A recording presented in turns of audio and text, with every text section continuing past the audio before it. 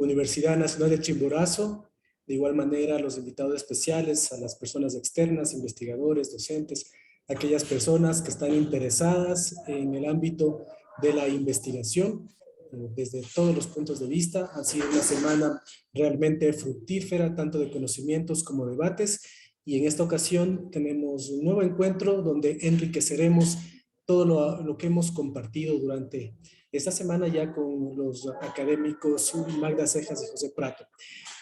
Vamos a dar paso a la charla de investigación, metodología de investigación cualitativas, complemento para este curso de metodologías de investigación a cargo del PhD Víctor Bretón Solo de Saldívar. Para iniciar y darle la más cordial de las bienvenidas, queremos dar también la palabra al doctor Luis Alberto Tuaza Castro, vicerrector de investigación, vinculación y posgrado, para que nos brinde sus palabras de bienvenida, como ya lo hemos reiterado. Adelante, doctor. Muy buenos días. Muchísimas gracias, Diego. Alipuncha. En primer lugar, quiero dar las gracias a la Dirección de Investigación que durante esta semana está realizando el curso de investigación, metodologías de investigación, a José Prato, a Magda Cejas, que nos han acompañado durante las reflexiones de estos días. Y en segundo lugar, quiero dar las gracias a Víctor Bretón, Ñuka Juyashka Waukimikan, Ñukaka Victorta Ashkata Juyani, Paipa Yuyaikuna Sumagmikan, Paiwan Chimborazo Liaktakunata, Toacaso Liaktakunata, Hatun Urkukunata Rishkanchi, y Paiwan Kushilla Hawaita Takishkanchi. Gracias, Víctor, por tu presencia. Para nosotros, la Universidad Nacional de Chimborazo, es un honor en esta mañana poder compartir contigo, poder acoger tus enseñanzas. La universidad desde hace años está haciendo un esfuerzo fuerte para poder adentrar en la dinámica de las universidades de América Latina, que combinan la parte académica con la investigación y con la vinculación con la comunidad.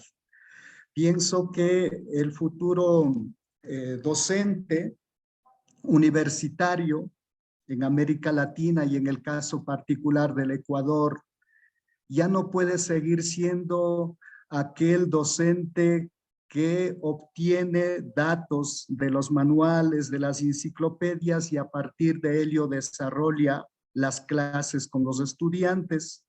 Creemos que la condición fundamental para poder ejercer la vocación de educadores y formadores de la juventud, ante todo está en el contacto con la comunidad y en el trabajo investigativo. Es un honor poder contar esta mañana con Víctor. Víctor tiene una larga trayectoria de trabajo investigativo y junto con la investigación, la pasión por los Andes, y con Víctor, pues aquellos que hemos tenido la oportunidad de trabajar y de estudiar, pues hemos celebrado juntos la vida, porque la academia no solamente es un ejercicio de construcción del conocimiento, ante todo está atravesado por los afectos, está hecho por el mundo de la vida, que hace que nuestra comprensión de la realidad existencial sea cada vez más profunda. Me gustó muchísimo, Víctor, el prólogo que hace Taita Andrés Guerrero con respecto a tu último libro.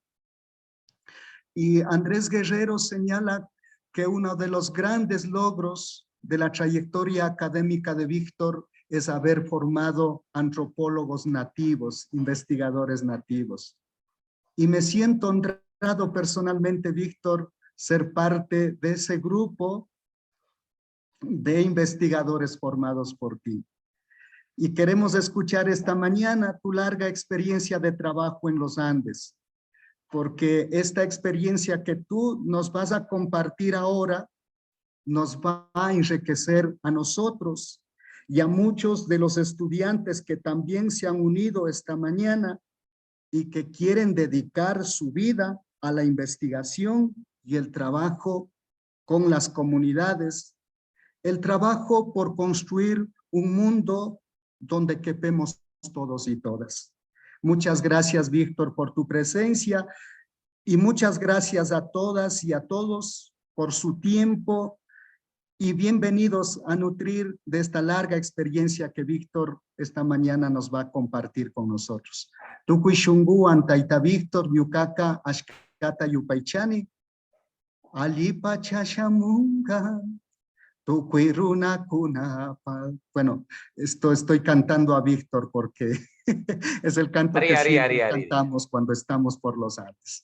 Bienvenido, Víctor, y un fuerte abrazo a todas y a todos. Agradecemos las palabras del doctor Luis Alberto Tuaza, él es vicerrector de investigación, vinculación y posgrado, para comentarles la mecánica de esta charla de investigación, metodologías de investigación cualitativas a cargo del doctor Víctor Bretón Solo de Saldívar. Estará exponiendo en una participación primera el doctor Víctor Bretón, luego habrá la posibilidad de dar posibilidad a sus intervenciones, a sus preguntas también a través del chat. Y luego sí haremos el cierre oficial de este evento. Quiero compartir con ustedes el invitado que tenemos en esta mañana. Él es el doctor Víctor Bretón Solo de Saldívar. Es doctor en Antropología Social por la Universidad de Barcelona, catedrático de Antropología Social en la Universidad de Lleida y profesor honorífico distinguido de la Facultad Latinoamericana de Ciencias Sociales, Flaxo, con sede en Ecuador. Es especialista en teorías de desarrollo, economías campesinas y movimientos étnicos en América Latina. Ha hecho investigación histórica y etnográfica en España, en México, por supuesto también en Ecuador.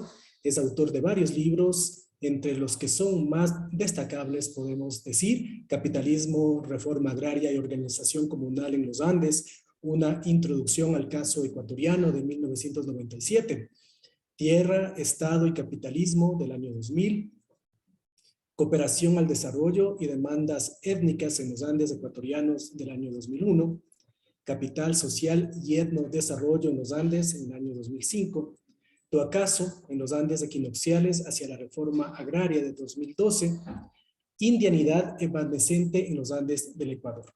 De igual manera, ha sido editor y colaborador de las compilaciones La agricultura familiar en España, 1994, Los límites del desarrollo, modelos rotos y modelos por construir en América Latina y África, de 1999.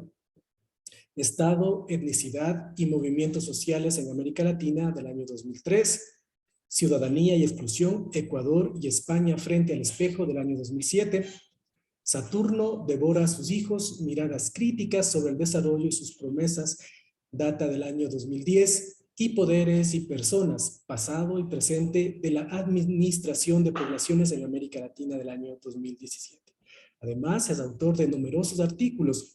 Son remarcables sus contribuciones en la European Review of Latin American and Caribbean Studies y el Journal of Agrarian Change, entre otros.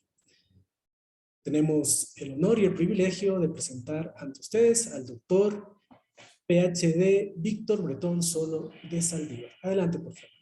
Estamos atentos a su participación. Espero que se me escucha bien y se me ve. Sí, doctor. Buena señal y buen audio. Muchas gracias. Bueno, en primer lugar, buenos días a todas y a todos. Seguir digamos, la estela y el camino abierto por el vicerrector Luis Alberto Castro. Ayipunja, Taita Luis Alberto, Ayipunja, Runakuna, Ñukaka Kunan, Kikinkunawan, Sumak Kushiyamikani, o, para no olvidar el camino de esperanza, Tukuykuna, Kushiyami Kausashun. O por lo menos a eso nos dedicamos a estos menesteres. Disculparán nomás mi quicho, pero he perdido mucho. En España solo hablo conmigo mismo en el espejo por la mañana. Y los 2 años de pandemia y, por lo tanto, de reclusión obligada, pues me han hecho perder una parte importante de la poca fluidez que tuve gracias al gran amigo Luis Alberto. Bueno, quería empezar con esta frase en Runashimi, en la lengua de los seres humanos de las tierras altas de los Andes, de la gente de razón de los Andes, en primer lugar para agradecer a la dirección y las autoridades de la Universidad Nacional de Chimborazo por su cordial invitación para poder compartir con ustedes una serie de reflexiones sobre la importancia de la investigación en ciencias sociales. En segundo lugar, y en particular, quiero subrayar mi gratitud con el vicerrector, doctor Luis Alberto Tuaza, a quien conocí en Flaxo hace ya, bueno, no sé, por el Neolítico. Él era un joven estudiante de doctorado y yo, un no joven, pero tampoco tan mayor como ahora, profesor del doctorado, y ahí asomó. Y a partir de ahí se fue consolidando una amistad de muchos años que ha derivado en una complicidad extraordinaria en nuestras maneras de entender la investigación, el compromiso social y, en definitiva, la vida. En segundo lugar, quiero centrar cuáles serán los ejes alrededor de los cuales voy a tratar de hilvanar una reflexión que sirva, no sé, de inspiración o de aliento a la discusión. Yo no soy el oráculo de Delfos, no tengo ningún tipo de posesión sobre la verdad, si es que tal cosa existe, pero sí tengo una serie de inquietudes y de reflexiones elaboradas al palio de 3 décadas de trabajo de campo y de archivo en América Latina y fundamentalmente en los Andes.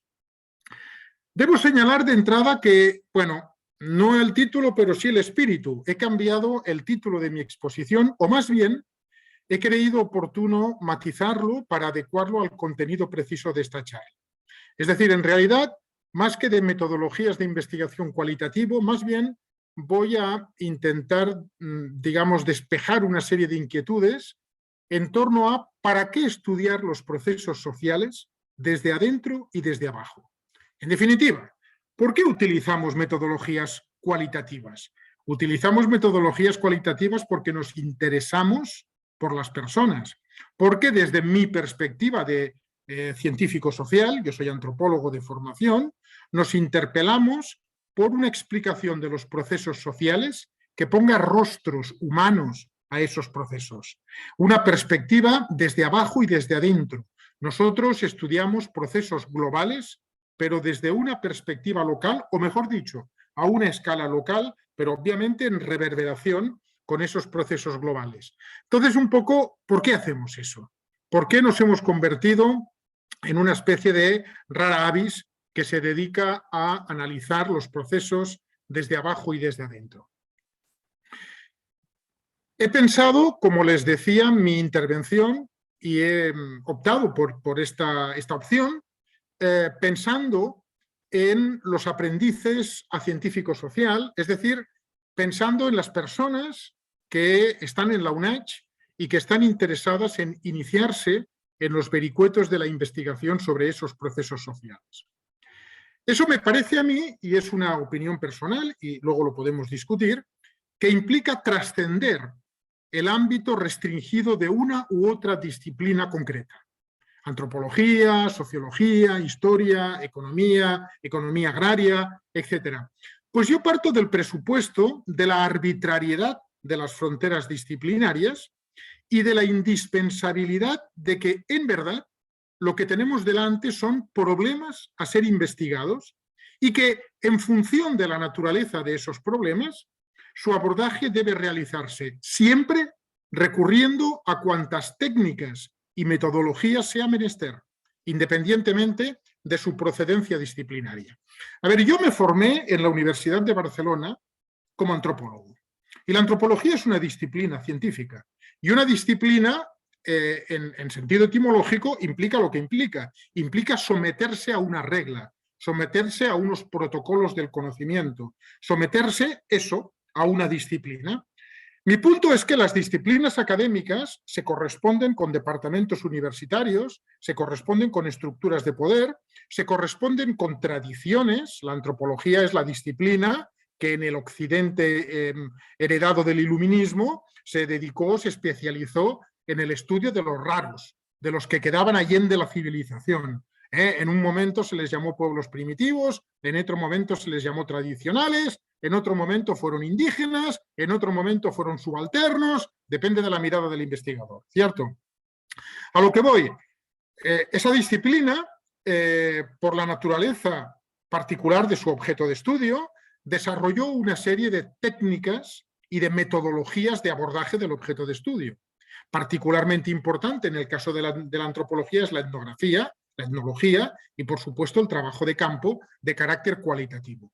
A lo que yo voy es que, más allá de las estructuras de poder de carácter académico, más allá de la historia de cada una de las disciplinas, tenemos que ser capaces de romper esos estrechos moldes, porque la realidad es una y tremendamente compleja. Y el mundo de las ciencias sociales compite, de alguna manera, por el estudio de los procesos sociales. Y ahí sí creo que, desde el punto de vista del código deontológico del investigador o de la investigadora, lo que hay que hacer es trascender los estrechos y artificiosos límites de las disciplinas y entender que lo que tenemos sobre la mesa son procesos a ser investigados.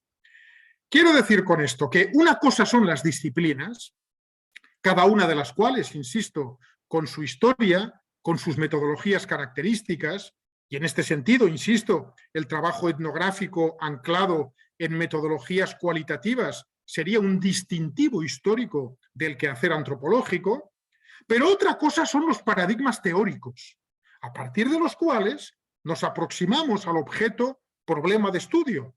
Paradigmas nomotéticos, o sea, neopositivistas, que creen que se puede construir conocimiento científico a partir de las ciencias sociales, versus paradigmas ideográficos, paradigmas culturalistas frente a paradigmas materialistas, economía política, por ponerlo más concreto, frente a funcionalismos de diferente tipo, clase, condición y pelaje, etc.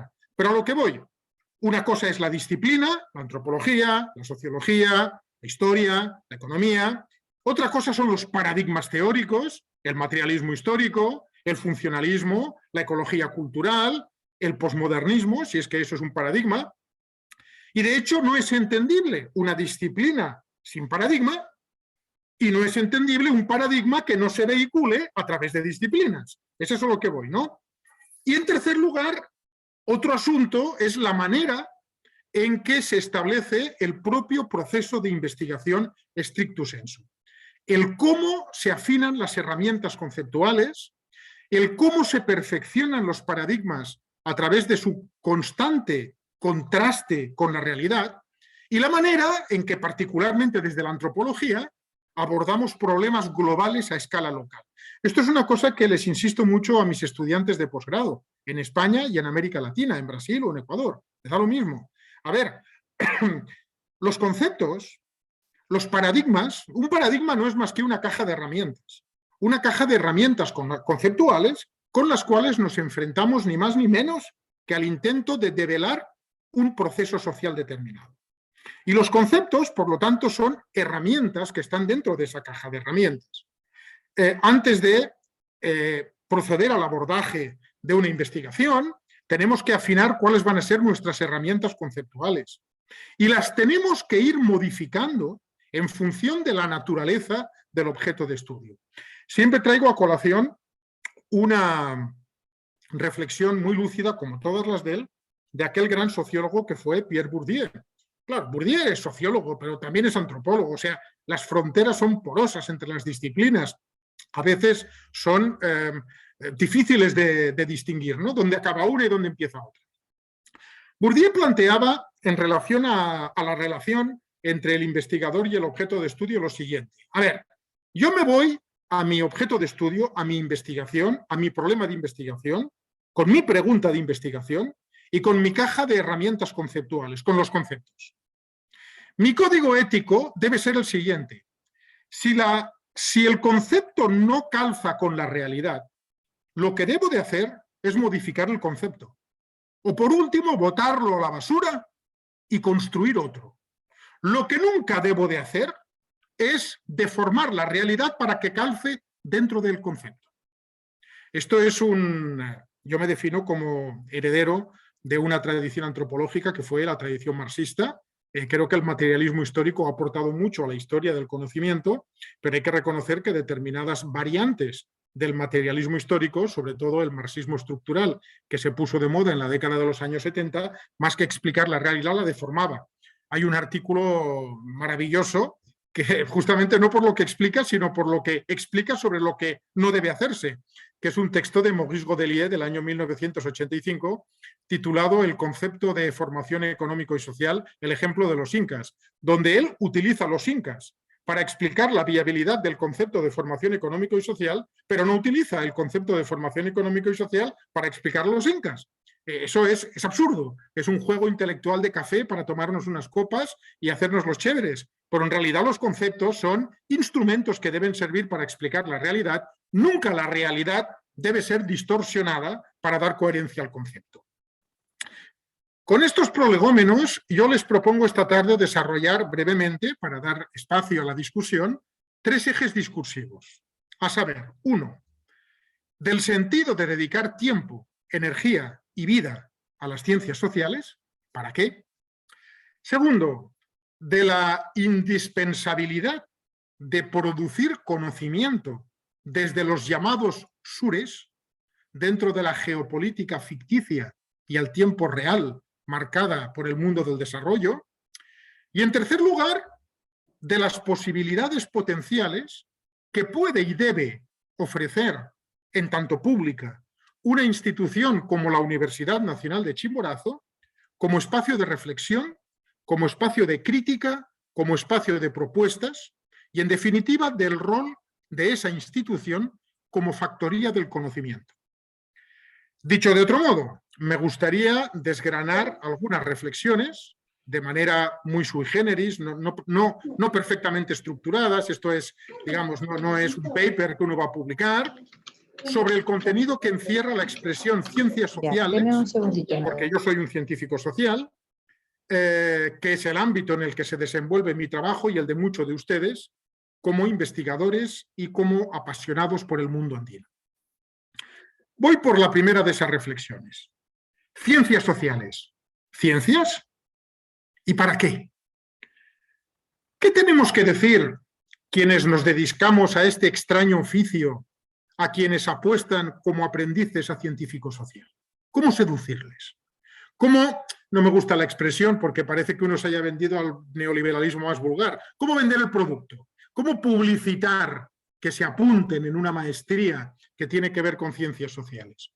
¿Para qué dedicar tiempo, dinero y esfuerzo a aventurarse en los laberintos de la economía, en los laberintos de la sociología, en los laberintos de la historia, la politología o la antropología? ¿A dónde conduce todo eso? Además de a la obtención de un título que potencialmente puede posicionar a un individuo, ventajosamente más o menos, en los mercados laborales. ¿Para qué sirven, en definitiva, las llamadas ciencias sociales? Bueno, dejo de lado o lo trato tangencialmente el tema del estatus epistemológico de las disciplinas sociales, porque eso nos llevaría por unos derroteros alejados tal vez del motivo de la reunión del día de hoy. Sí quiero insistir, no obstante, en el punto de vista de quien les habla, el mío, que no es otro que el de la cientificidad del conocimiento proveniente de esas disciplinas. No en vano la cientificidad emana del método y del procedimiento con que se destila el conocimiento, no tanto de la naturaleza del objeto de estudio. ¿Qué quiero decir con esto? Quiero decir que es científico todo aquel conocimiento que se obtiene a través de un protocolo, que es el método hipotético deductivo. Miren, hay muchos tipos de conocimiento. El conocimiento poético es un tipo de aproximación y de aprehensión de lo que es la realidad exterior. El conocimiento de un chamán es un tipo de conocimiento práctico y poderoso y muy vinculado con la experiencia, pero también ubicado en un particular y específico universo cultural simbólico, ¿cierto? El conocimiento religioso es otra cosa, ¿no? El conocimiento de los místicos y de las místicas, de Sor Juana Inés de la Cruz, de toda esta gente, ¿no? Es un tipo de conocimiento y de aproximación a la realidad. El conocimiento científico es un tipo de conocimiento más.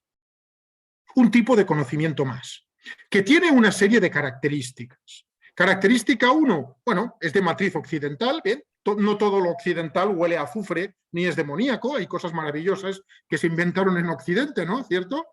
La utopía de la libertad, por ejemplo, sin ir más lejos. Bueno, disculpen mi sentido del humor,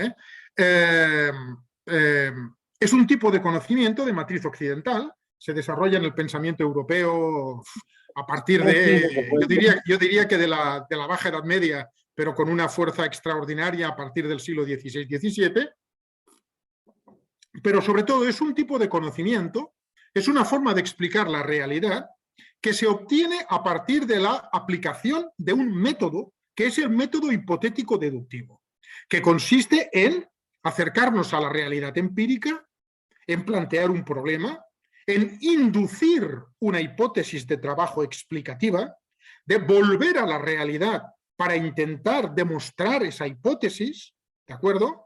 Y una vez demostrada, esa hipótesis se convierte en una suerte de explicación, de ley o de lo que sea. Bueno, hay disciplinas que tienen una gran capacidad de verificación empírica en tanto en cuanto pueden experimentar en un laboratorio. Un físico, un químico, un biólogo puede hasta cierto punto aislar las variables que intervienen en un proceso, replicarlas en un laboratorio y por lo tanto puede aplicar ahí el método hipotético deductivo y va a obtener un tipo de conocimiento con una capacidad muy elevada de prospectiva, de prever qué va a suceder, qué va a acontecer si modificamos en tal o cual medida algunos de los componentes que intervienen en el proceso.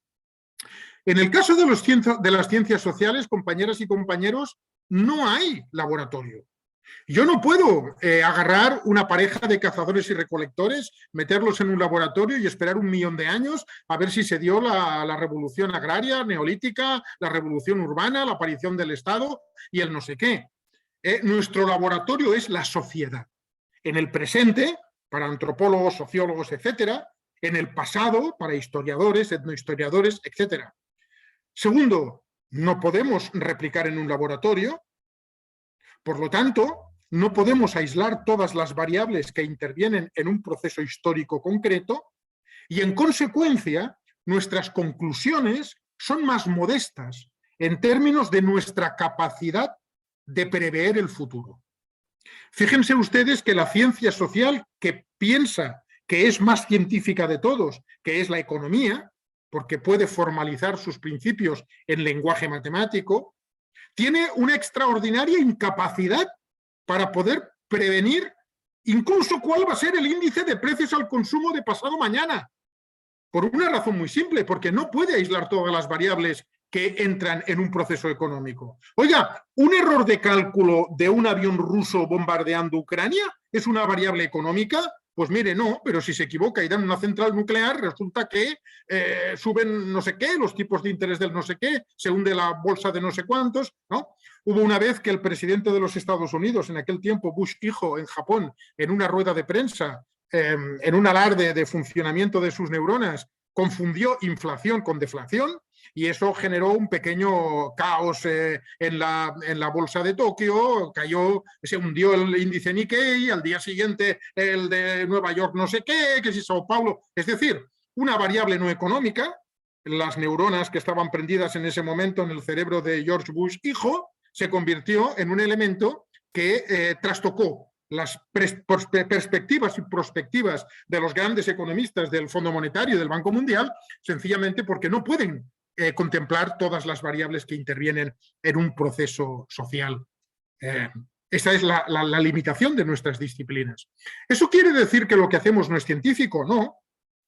Es tan científico como hablar del Big Bang y del origen del universo. Es sencillamente que es muy difícil de tener en consideración todas las variables que intervienen en un proceso y que, por lo tanto, tenemos que tomar nuestras conclusiones, nuestras hipótesis de trabajo con toda la modestia del caso. ¿De acuerdo? O sea, una cierta cura de humildad. Como les digo, nuestro campo de verificación no es el laboratorio, o mejor, nuestro laboratorio son las sociedades humanas. Las mujeres y los hombres en sociedad del presente y del pasado, de los nortes y de los sures, de cuantos mundos existen y han existido. Ahí queda eso.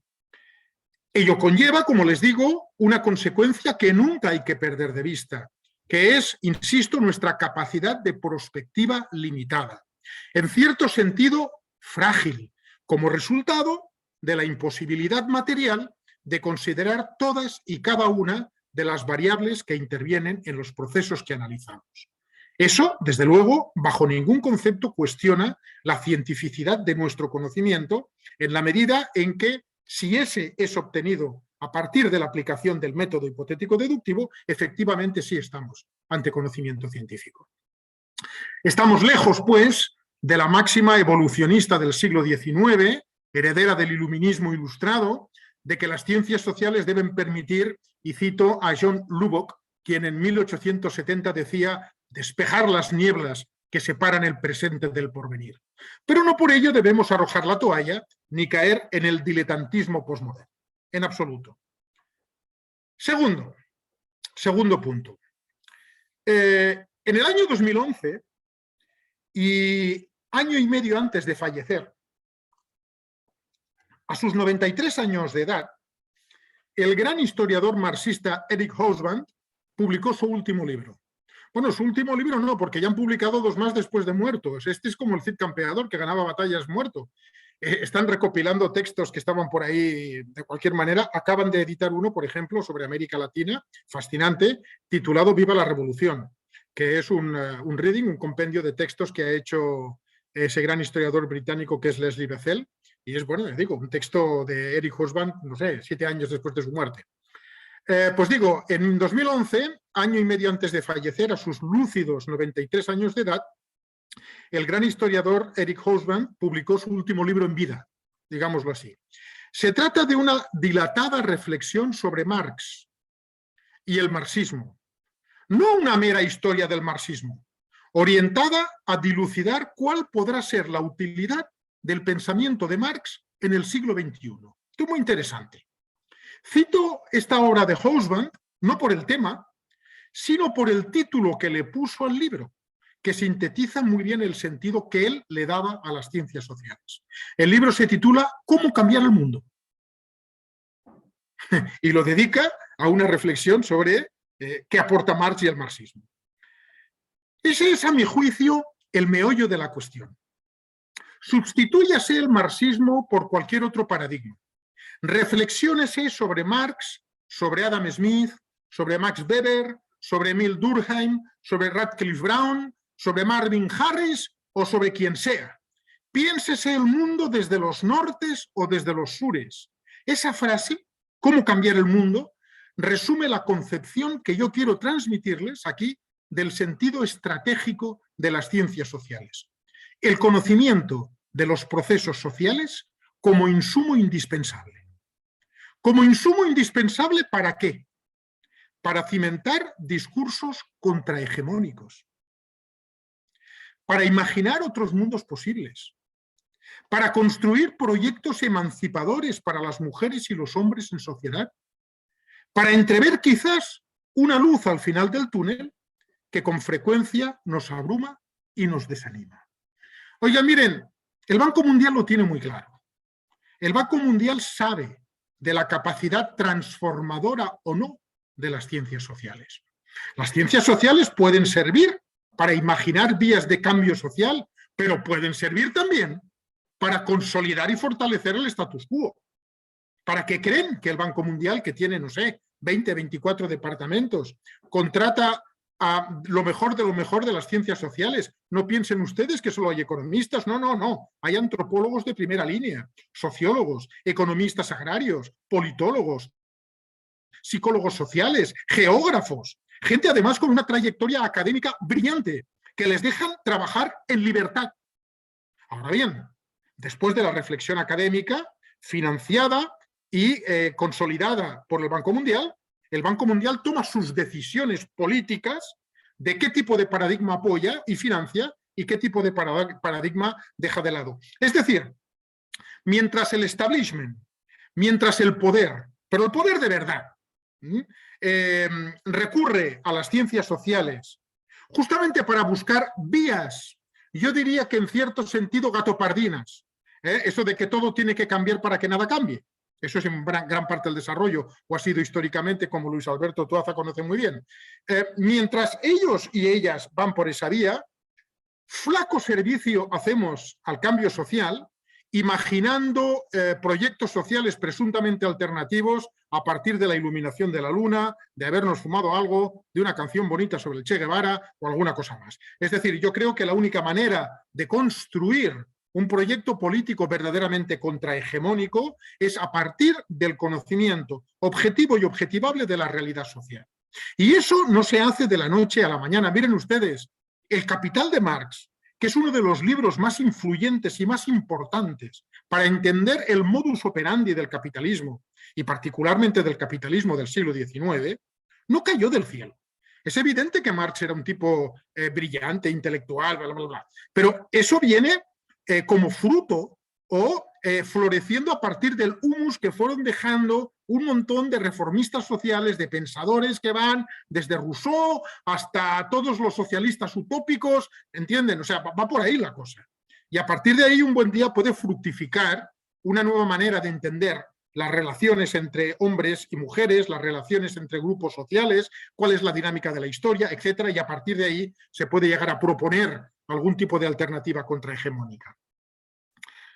Hacer alusión al potencial transformador de las ciencias sociales no debe hacernos olvidar, sin embargo, que las ciencias sociales, insisto en ello, han sido instrumentos también estratégicos desde el otro lado, desde el poder, de la construcción de hegemonías, de dominación de género, de clase, de etnia, y que lo continúan siendo desde el elenco de instituciones, muchas de ellas académicas y de reconocido prestigio, enclavadas en posiciones clave dentro del entramado del poder global del sistema mundo que nos ha tocado vivir y a muchos padecer. Estoy pensando en el Banco Mundial como factoría de conocimiento, además de como implementador de modelos de intervención sobre el llamado mundo en desarrollo, y estoy pensando en prestigiosas universidades. O sea, ¿para qué existen las universidades? ¿Para que imaginemos cómo cambiar el mundo? No, básicamente existen para tener excelentes médicos, excelentes ingenieros, en los tiempos que corren, una sociedad civil funcional, práctica y que no piense demasiado, y por lo tanto sometida a los albures de las grandes cadenas de comunicación y de la Big Data, etcétera, etcétera. Pero también ese medio académico tiene poros, permite la construcción de espacios, permite la construcción de habitáculos donde con libertad se puede apostar también por la obtención de un tipo de conocimiento orientado en otra dirección. ¿Qué les quiero decir con todo esto? Pues les quiero decir que teniendo estas reflexiones presentes, se me hace más urgente que nunca la apuesta por un conocimiento de lo social nuevo, renovado y crítico.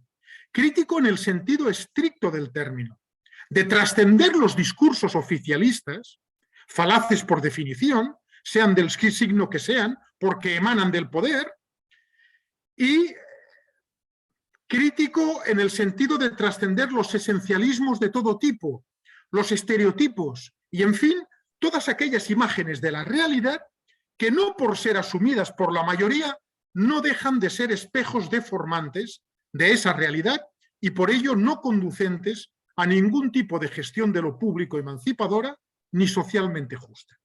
Estoy pensando en determinadas miradas esencializadas y pachamámicas sobre el mundo indígena. Estamos hablando de determinadas miradas edulcoradas que en un determinado momento se hizo desde el marxismo hacia la llamada clase obrera. Estoy pensando en las virtudes acríticas proyectadas, por ejemplo, desde determinados sectores supuestamente progresistas sobre regímenes populistas, etcétera, etcétera, etcétera. Creo que optar por la construcción de ese tipo de conocimiento que les comento es, a mi modo de ver, una opción política. De ahí que, estimados compañeros y compañeras, escribir es un acto político y culminar una buena tesis también es un acto político. ¿O no es un acto político decidir qué se investiga, desde qué paradigma, con qué hipótesis de partida y con qué objeto final? Es decir, entienden por dónde va mi reflexión, ¿no? Estudiar la sociedad es un acto político. Decidir, recuerdo hace unos años, ¿no?, una de las últimas masacres que se perpetraron cerca del Parque Yasuní contra los Tagaere Tarumenane.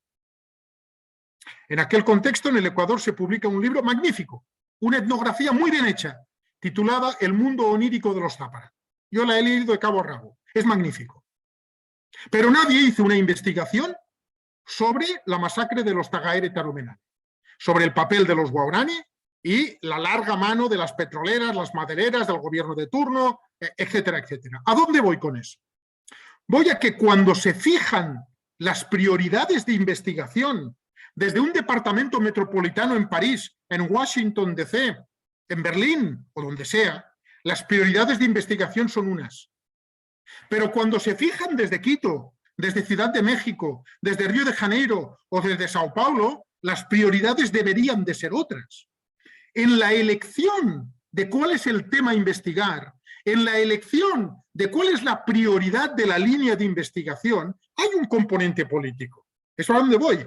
Por lo tanto, investigar, estudiar, es en sí mismo una decisión política. Otra cosa es la honestidad del investigador, que obviamente con su ideología particular y con su orientación política, la que sea, tiene que tener una relación absolutamente ética e incuestionable en términos de esa relación dialéctica de las teorías, los conceptos y la realidad por él analizada.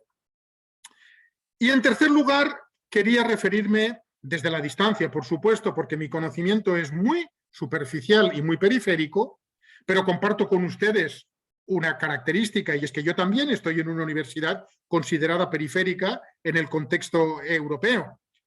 La UNACH y las ciencias sociales, potencialidades de una universidad enclavada en el corazón de los Andes del Ecuador. Y esa es una gran ventaja comparativa, créanme. Además del que acabo de señalar, hay otra dimensión del binomio ciencias sociales-poder que quiero subrayar.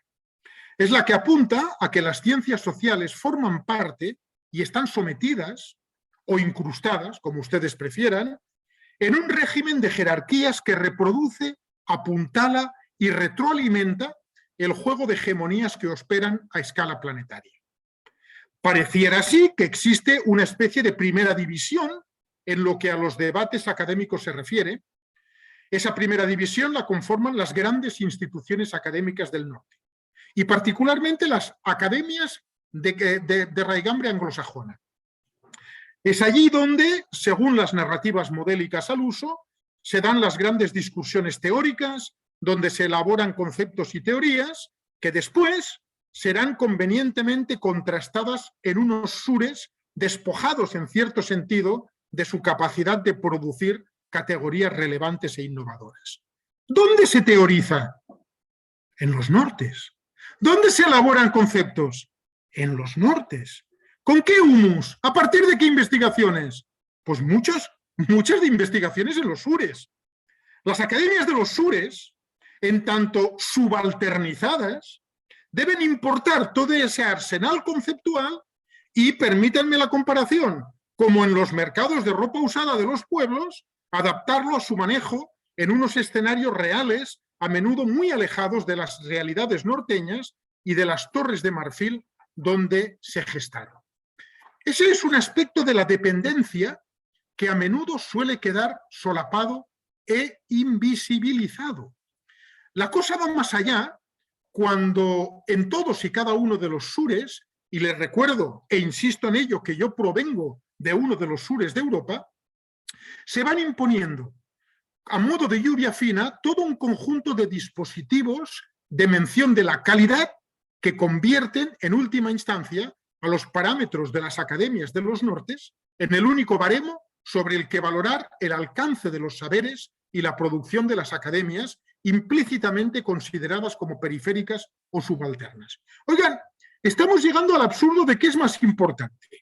Que Luis Alberto Toaza publique un artículo en inglés para que lo lea un fulano en Wisconsin, que publique un artículo para que lo lean los colegas en el Ecuador Debate. Y eso es el mundo al revés.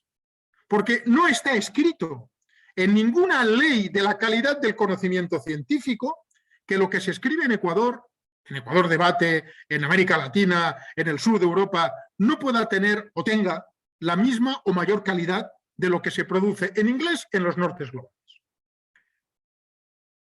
Hay que advertir también sobre el colonialismo interno en América Latina.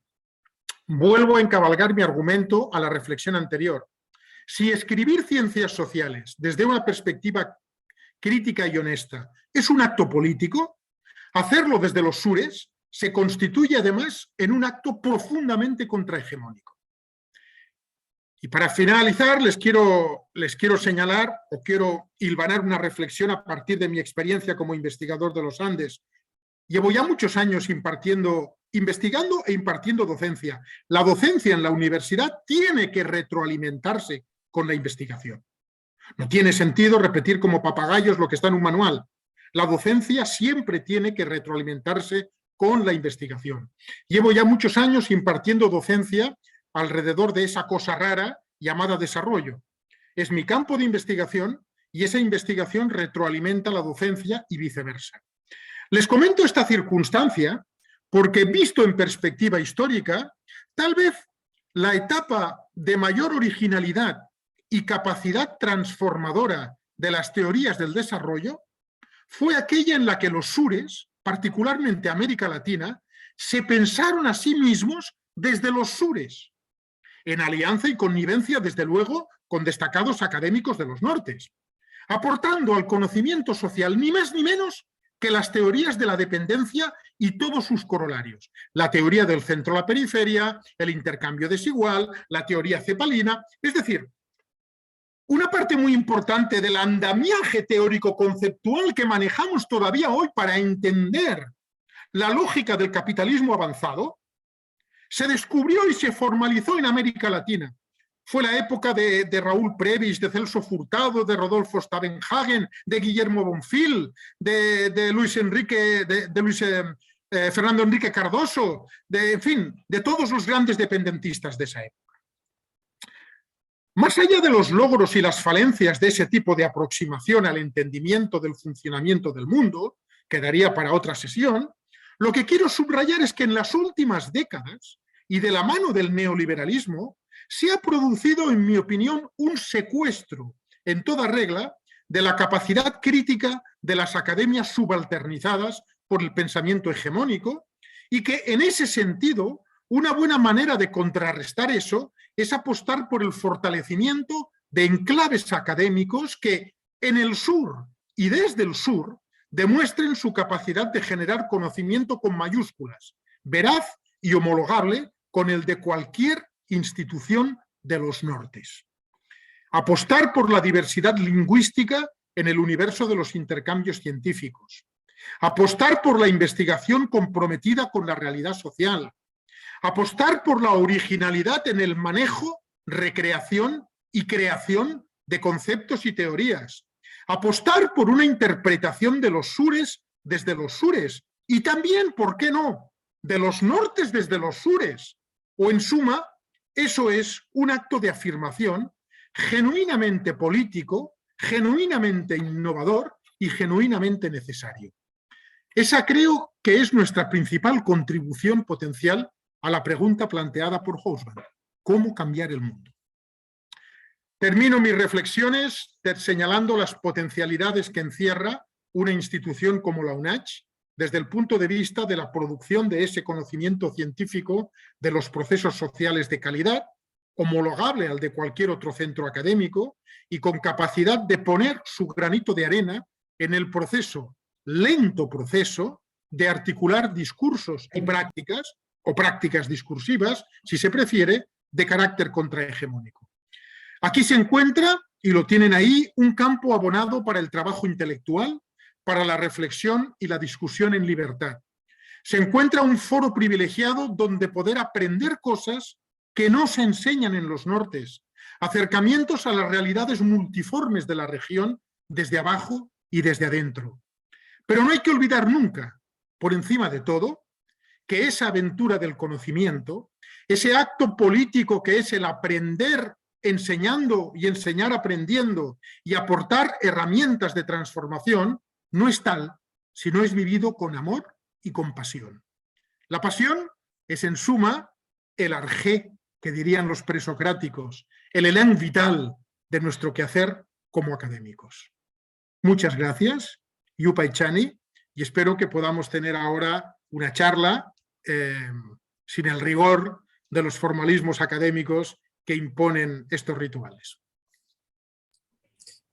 Muchas gracias al doctor Víctor Bretón Soro de Saldívar por su exposición, que seguramente generará inquietudes, debates, opiniones. Lo ha hecho desde 3 ejes que nos ha planteado en esta mañana.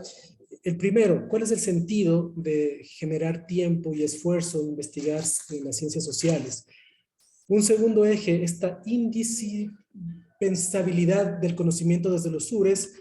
Y 3, esta posibilidad de potencial de la universidad de poder y deber ofrecer un conocimiento a través de la reflexión, de la crítica. Es decir, ¿cuál es el rol de la universidad en todo este contexto? Queremos, doctor, ya darle a conocer algunas de las inquietudes de quienes nos acompañan en este encuentro, que va a ser entre colegas, va a ser también, como usted lo ha sugerido, lo ha pedido, sin estos formalismos. Queremos hacerlo desde esta amistad, esta cordialidad. A la doctora Ada Rodríguez le pregunta, doctor Bretón, ¿qué opina de la postura de Boaventura de Sousa? Muchos lo catalogan como un epistemólogo del sur. ¿Se puede hablar ya de una epistemología del sur? ¿Qué pensadores se podrían considerar para esta postura? No hay un diálogo en solitario. Esta es la primera inquietud, doctor Bretón. Su micrófono, por favor. Perdón, es que lo cierro para evitar los ecos y todo eso. Es una excelente pregunta de muy difícil respuesta. A ver, no hay respuestas. Las cosas no son blancas o negras. ¿Y yo qué soy? Yo nací en Cataluña, me he pasado la vida en los Andes, trabajo en una universidad periférica pero europea, y cuando puedo me voy al otro lado. Y ahora estoy entre Ecuador y Brasil y voy y vengo. En fin, no sé. Los grandes teóricos de la dependencia son mayormente latinoamericanos, ¿no? Pero André Gunder Frank no lo era, ni Immanuel Wallenstein, y sin embargo contribuyeron de una manera muy notoria al desarrollo de nuestro entendimiento desde una perspectiva crítica, ¿no? Existe una epistemología del sur. No debería existir. No debería existir, es mi posición personal, no debería existir una expedición de cédulas de identidad a las epistemologías. Existen las epistemologías con ánimo transformador y las epistemologías que pretenden fortalecer el status quo. Punto. Da igual que la epistemología emancipadora esté pensada en Pittsburgh o esté pensada en Riobamba. Lo que tiene que medir la calidad y la potencialidad de esa aproximación a la realidad es la aplicación o no de los protocolos del conocimiento científico. Es a lo que voy, ¿de acuerdo? Entonces, cuando uno se mete en un programa de investigación donde las prioridades de investigación emanan de la sociedad y emanan de los llamados sures, estamos dentro de una onda de epistemologías, digámoslo así, contestatarias o cuanto menos contrahegemónicas. Si el interés es pagar un antropólogo en Quito para hacer un estudio para el Banco Mundial, para inventar el Prodepine versión 3.0, pues estamos actuando en favor del fortalecimiento del status quo a partir de la máxima gatopardiana esta de todo tiene que cambiar para que nada cambie, que es lo que hemos podido constatar Luis Alberto Tuaza y yo en la triste historia del desarrollo en los Andes en los últimos 30 o 40 años, ¿no?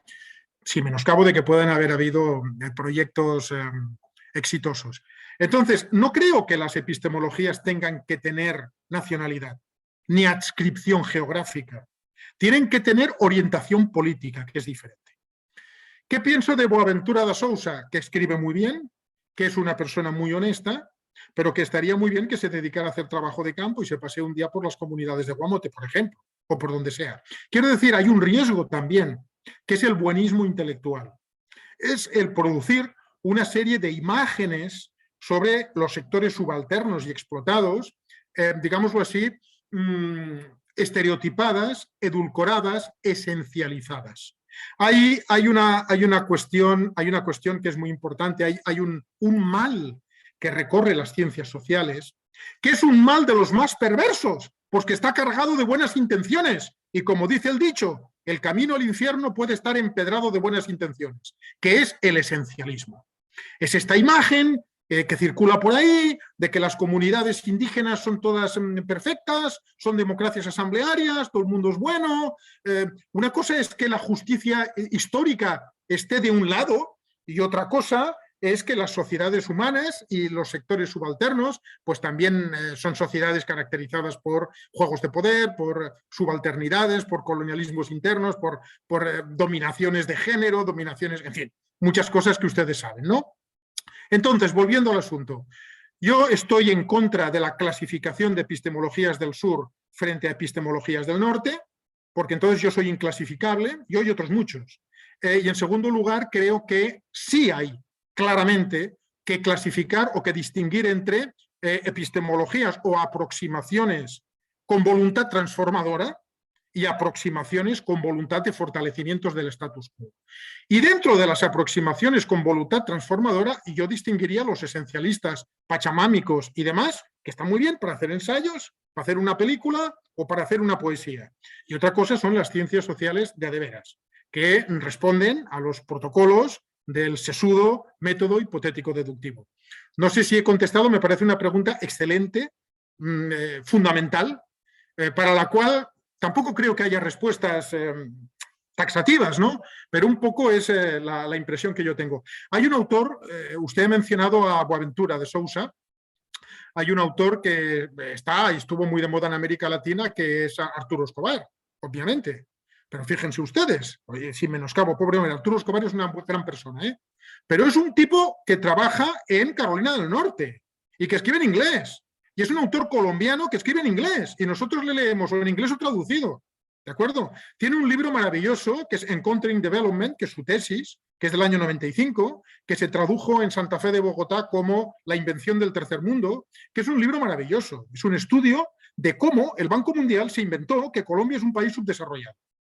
Porque es una invención, es una construcción de un discurso. Y cómo los propios colombianos acaban asumiendo que son subdesarrollados y que por lo tanto son sujetos de ayuda. Un libro magnífico, pero Arturo Escobar, desde mi punto de vista, se ha ido separando de la realidad empírica y al final acaba escribiendo sobre unas comunidades afrodescendientes en el Pacífico colombiano que yo tengo para mí, en función de las tesis que he podido leer de Flaxo, que existen en su cabeza, pero no etnográficamente. Entonces, cuidado, porque muchas veces quienes apuestan por las llamadas epistemologías del sur están cayendo en un tipo de, efectivamente, de metarrelato que no solo no contribuye al cambio social, sino que acaba siendo funcional al mantenimiento del status quo. Y esto lo vemos, por ejemplo, en la evolución de los discursos del propio Banco Mundial. El Banco Mundial hace propios muchos de estos conceptos que vienen de esas presuntas epistemologías alternativas. El buen vivir, bueno, ni les cuento. El summa causae, el buen vivir, el empoderamiento, la gobernanza, en fin. Yo soy de la vieja escuela, yo creo en la investigación sesuda, seria, sobre el terreno, con protocolos rígidos, serios, rígidos en el sentido de estrictos, y con la honestidad intelectual de que si una teoría no vale, se cambia, que para eso son. Hemos inventado teorías para explicar el mundo, no para deformar el mundo y construirlo a imagen y semejanza de una teoría. Eso es una forma de formalismo. Eso es convertir una teoría en un catecismo. Y no estamos para catecismos, estamos en otra cosa. No sé si he intentado, pero he intentado. Muchas gracias, doctor. Muchas gracias. Precisamente ya Ada hacía la retroalimentación de su respuesta. Le comentaba que obviamente había dificultad en responderla, pero también le manifiesta que es una magnífica reflexión y que le encanta la expresión de una epistemología contrahegemónica. Continuamos con dar cuenta de las inquietudes hacia usted, doctor, y el doctor Edgar Martínez nos dice cómo descolonizar las metodologías en las universidades latinoamericanas. Por favor. Bueno, pues en primer lugar, fijando las prioridades desde América Latina. las prioridades de cada departamento desde América Latina. ¿Qué se tiene que investigar? ¿Qué nos interesa investigar? ¿Cuáles son los problemas? La investigación, en definitiva, es digamos, orientar nuestro quehacer a tratar de resolver un problema, ¿cierto? Puede ser un problema en el tiempo, puede ser un problema en el espacio, un proceso social, lo que sea. Se trata de eso. Y, por lo tanto, la primera cosa que hay que hacer para descolonizar es, uno, fijar las propias prioridades y tener una agenda de investigación propia, primero. Segundo, hay que leer, perdón, me voy a levantar para prender la luz, porque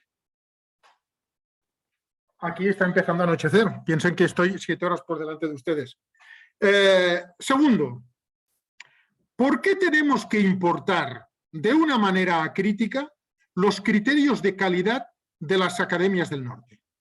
¿Por qué es más importante para las instancias académicas de Ecuador, de España, de Francia? Es increíble. Ha habido un proceso de doble colonización del conocimiento.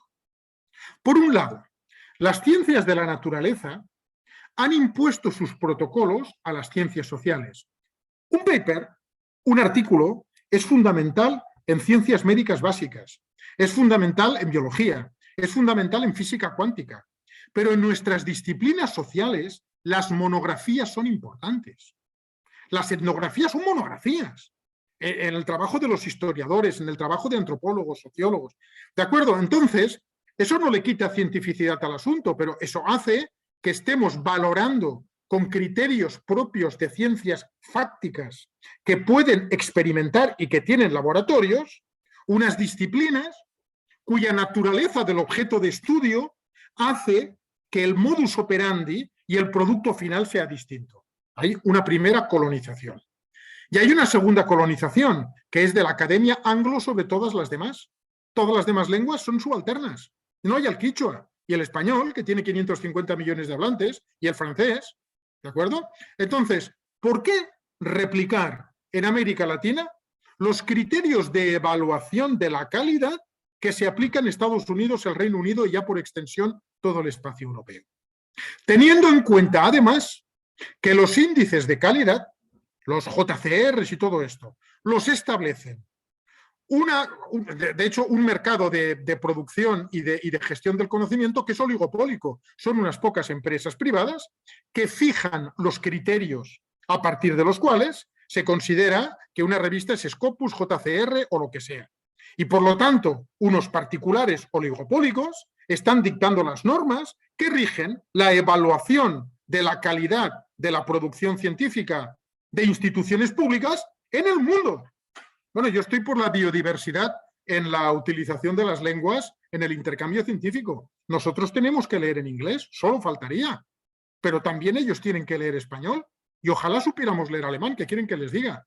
Pero como latinoamericanos y latinoamericanistas, tenemos que reivindicar una agenda propia no solo de investigación, sino también de gestión de la propia calidad de lo que producimos. Ya sé que esto es quimérico, pero creo que debería, es remar contracorriente, ¿eh? Y les anticipo que creo que es una guerra perdida. Pero por lo menos lo de fijar y lo de establecer nuestra propia agenda de investigación desde lo que consideramos legítimamente que son nuestras prioridades, eso sí. Y lo segundo y lo tercero, perdón, ¿por qué no lanzarse a la teorización? Claro que uno puede tomar Bourdieu, solo faltaría, y el viejo Marx, y Max Weber, y Durkheim, y Malinowski. Pero cuando uno está en el trabajo de campo, cuando uno está en el archivo, cuando uno tiene que modificar un concepto, se modifica el concepto, se teoriza y se proyecta hacia el otro lado. Tiene que establecerse un tipo de relación de igual a igual, como se hizo en la década de los 60, en el tiempo de las teorías de la dependencia. Un poco por ahí va la cosa. Por ahí creo que debe ir nuestra lucha, en cierto sentido. Y es una lucha epistémica. Y es una lucha política. Porque, en definitiva, la subalternización académica es una transposición de la subalternización del llamado sur. Es decir, es lo que el gran Aníbal Quijano llamaba la colonialidad del saber-poder. O sea, oye, uno, porque ha tenido la oportunidad de trabajar en Harvard, no es más inteligente que uno que trabaja en Riobamba, ¿eh? Oiga, que se lo digo de verdad, que además he estado en Harvard, he estado de acompañante, pero he visto de qué va la cosa y los debates que tienen en antropología. No tienen dos cabezas, ¿eh? Tienen unas bibliotecas del otro mundo, eso sí. Tienen recursos, eso sí. Se gastan dinero en eso sí. ¿Y por qué los Estados Unidos se gastan dinero en universidades? ¿Para ensanchar los estrechos límites del conocimiento de la humanidad? No, porque es una inversión política. Y la subalternización de las otras academias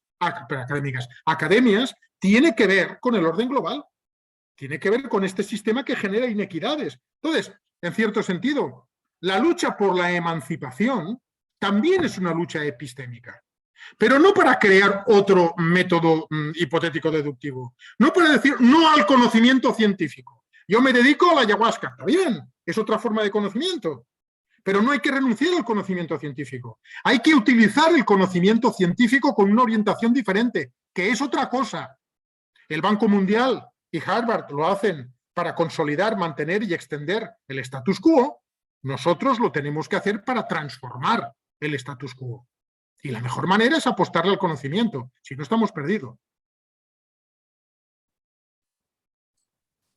Muchas gracias, doctor. Recordar a todos ustedes que estamos transmitiendo esta charla a través de la cuenta de Facebook de la Dirección de Investigación. Ustedes pueden compartirla, volver a chequearla, degustarla, desmenuzarla, si así ustedes gustan. Doctor, una siguiente pregunta, esta vez de la doctora Magda Cejas. Dice, ¿cuáles, a su parecer, serían los cambios que deben hacer las universidades en este saber de las ciencias sociales y sus prácticas en el marco de la importancia de estos estudios? Hoy vemos con preocupación la preponderancia que les dan a otras ciencias. Sí, a ver, fundamentalmente la agenda, aquí han habido confusiones muy fuertes, o sea, se ha confundido el intelectual con el experto, y son dos cosas distintas. Uno puede ser un experto oye, con todos los respetos, solo faltaría, es que hacen falta expertos, ¿eh?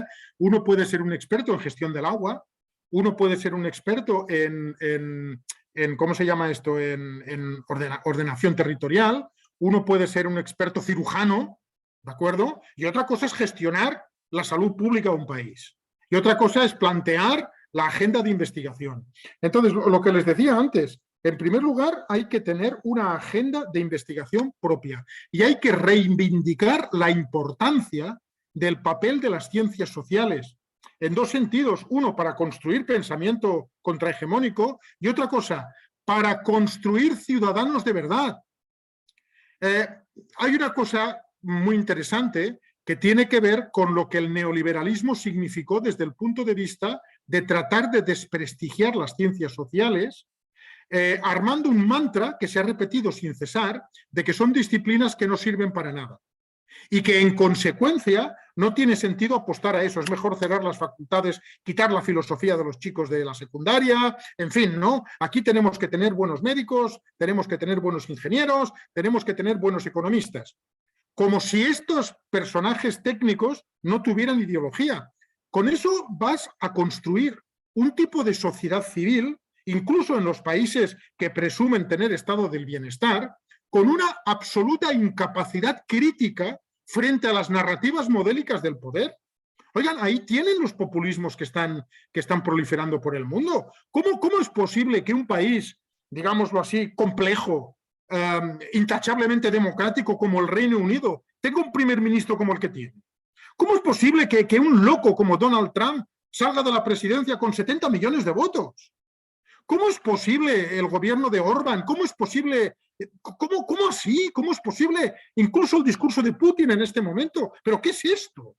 ¿No? Esto tiene que ver también con una sociedad civil desarmada de herramientas analíticas que permitan entender la realidad. Entonces, esto es algo que hay que subvertir. Es parte de nuestro trabajo como docentes, como investigadores y como reivindicadores ¿de acuerdo? Desde luego, los gobiernos deberían consultar y además de rodearse de técnicos, tendría que tener presencia la voz de las ciencias sociales, no en términos de convertirnos en una especie de Rasputines del gobierno de turno, sino, oye, de que nuestras prioridades investigativas, que se tienen que traducir en proyectos de investigación y que tienen que ser financiados, puedan servir también en determinados momentos para orientar políticas públicas. ¿Por qué no? Un poco creo que es un debate que tenemos que tener entre nosotros, científicos sociales, en el ámbito de las universidades, y además hay que romper el muro entre el mundo universitario y el mundo del activismo. Muchas veces el mundo del activismo, muchas organizaciones no gubernamentales, etcétera, se han constituido en una especie de praxis sin teoría. Hay que hacer algo, hay que hacer algo. Bueno, hay que hacer algo. Pero hay que tener una teoría detrás, hay que tener un camino, hay que tener un objetivo, por utópico que este sea. Entonces, hay que romper una lanza en favor de entretejer alianzas estratégicas entre esos proyectos de investigación, esas prioridades investigativas y el mundo del activismo y la sociedad civil. Eso es parte de lo que creo que ustedes están en una posición privilegiada, porque América Latina todavía es un escenario donde todo eso es posible, todo eso es factible y todo eso es necesario. Desde luego hay que saber hablar en inglés también, ¿eh? No sé, yo no lo tengo deificado, pero hay que poder acceder al conocimiento. No como una herramienta para medir nuestra calidad como seres pensantes, sino para poder saber qué es lo que están haciendo allá, qué es lo que están produciendo allá y qué es lo que están proponiendo por allá. Muchas gracias, doctor. Continuamos la inquietud de la doctora Anita Maldonado. Doctor Víctor dice, utilizando la frase poner rostro humano a los procesos, ¿cuál sería su sugerencia para la educación superior en tanto a los académicos nos han delegado tantos formatos y formularios administrativos que a pesar de tenerlos en un sistema tecnológico han desplazado al humanismo por falta de tiempo para dedicarlo a crear guías, materiales y herramientas para transferir el conocimiento? Bueno, este es un problema común, lo tienen ustedes y lo tenemos nosotros. Ahora donde yo estoy, en Cataluña, hay una huelga de enseñantes contra el consejero de enseñanza. Saben que aquí tenemos una estructura del Estado muy federalizada, entonces el gobierno catalán, pasa lo mismo en el Estado central. A ver, pasa también en la universidad, ha habido un proceso de hiperburocratización del trabajo como docentes. Yo creo que esto es terrible, terrible. Disculpen, no quiero molestar a nadie, pero desde que los psicopedagogos se tomaron el poder y son los que dictaminan las modas en materia de política educativa, hemos perdido calidad en la enseñanza, hemos perdido amplitud de miras y hemos burocratizado extraordinariamente el trabajo de los docentes, de los y las docentes, tanto en la enseñanza secundaria, primaria, como en la universidad. Entonces, a mí me parece que eso tiene lecturas múltiples. Yo creo que ahí se pueden aplicar categorías Foucaultianas, ¿de acuerdo? De biopolítica y de control del pensamiento crítico. ¿Qué pensamiento crítico va a haber cuando estamos toda la vida rellenando formularios burocrático-administrativos? Para poder tener un proyecto tienes que rellenar 200 formularios, pedir no sé qué, el presupuesto, el de arriba, el de abajo, el de más allá, la evaluación. Tienes que, para que te evalúen bien, tienes que citar a Pichinsky de turno, tienes que citar al Journal of no sé qué, tienes que el no sé cuántos, bla, bla, bla. ¿Para cuándo la transferencia del conocimiento? ¿Para cuándo el retorno de ese conocimiento a las comunidades? ¿Para cuándo? Eso no cuenta, no puntúa, nada, ¿de acuerdo?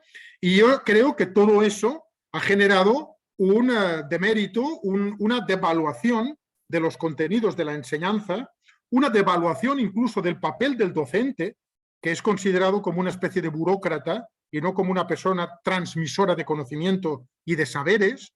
Y yo creo que eso redunda en un modelo educativo que en términos generales conduce a ese objetivo final, nunca confesado, acríticamente asumido, de una sociedad civil muy desarticulada, con poca capacidad de pensamiento crítico y muy sometida a la seducción de las narrativas modélicas del tipo que sean populismos, edulcoradas, esencializadas, etcétera, ¿no?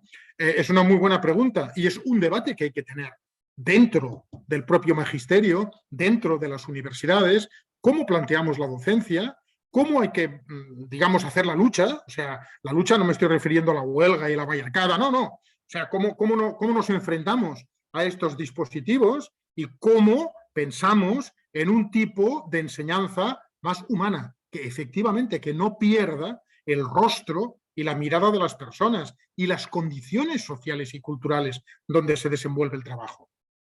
En este sentido, yo creo que habría que reivindicar, primero tienes que tener enseñantes bien pagados, por supuesto, bien formados, por supuesto, y con una cierta libertad de cátedra que les permita imaginar y que les permita adecuar la transmisión del conocimiento al contexto social y cultural en el cual tienen que operar. Es muy difícil, por no decir imposible, pero ahí también tenemos otro frente de, no de reivindicación, otro frente de batalla, de combate intelectual al respecto. Muchas gracias. Quien suscribe la siguiente inquietud es Telly Yarita Macías y dice lo siguiente. Lo peligroso es la construcción de un discurso que no tiene fundamento. En esto, las políticas gubernamentales nacionales e internacionales promueven a seguir estas normativas y esto es piramidal, pues los institutos de educación superior deben someterse a estos constructos. Pregunta, ¿será que deberíamos promover una revolución de la investigación académica científica como docentes investigadores y formadores de formadores?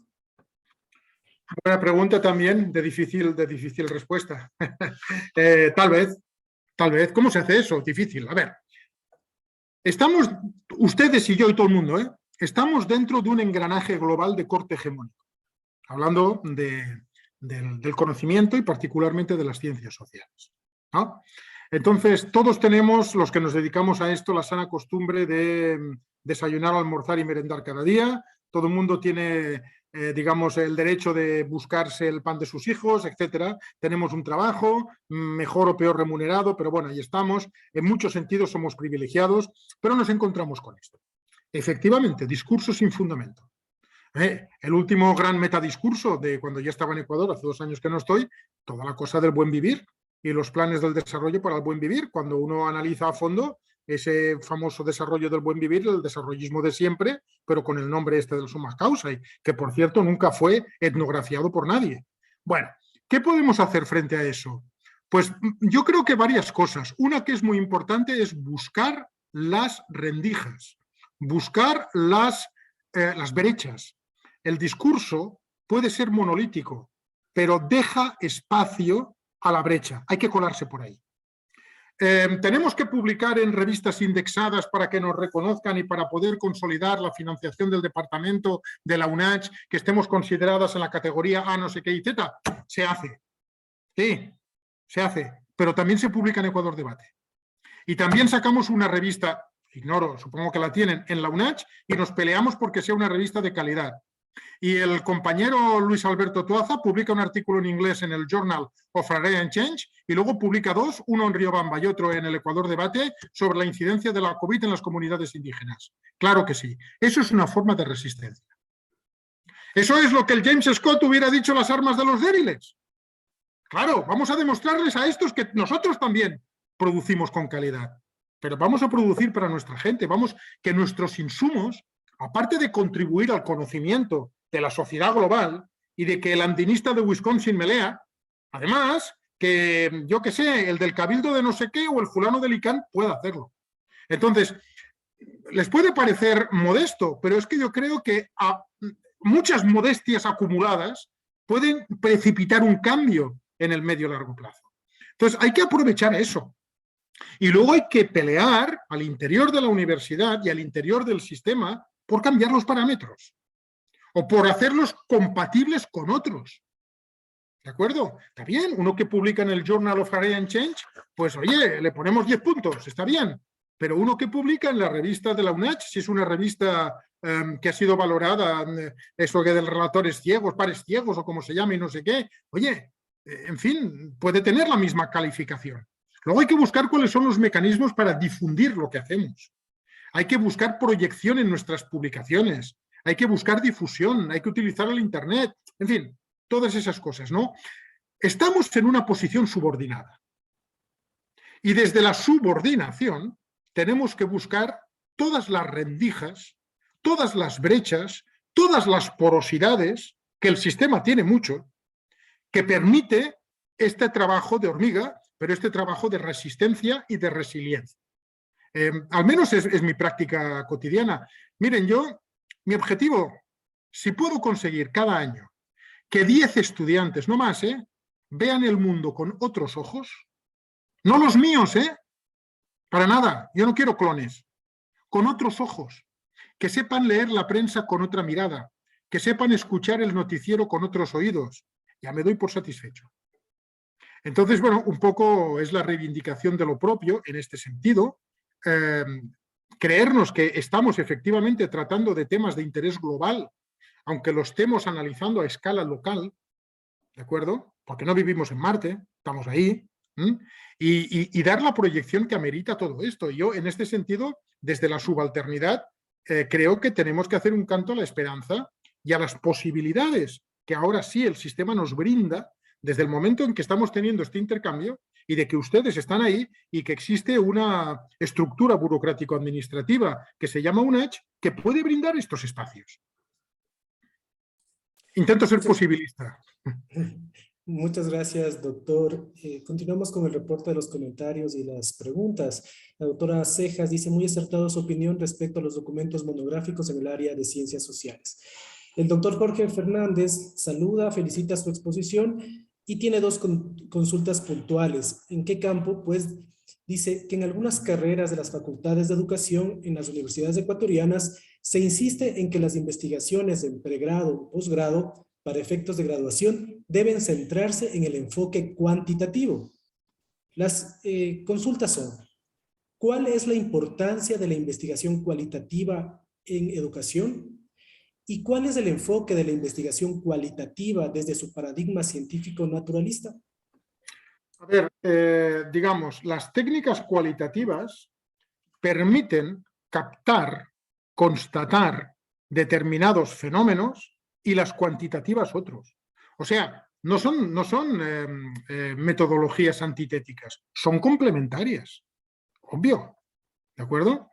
Entonces, claro, en términos cualitativos hay toda una serie de variables, ¿de acuerdo?, que no son cuantificables.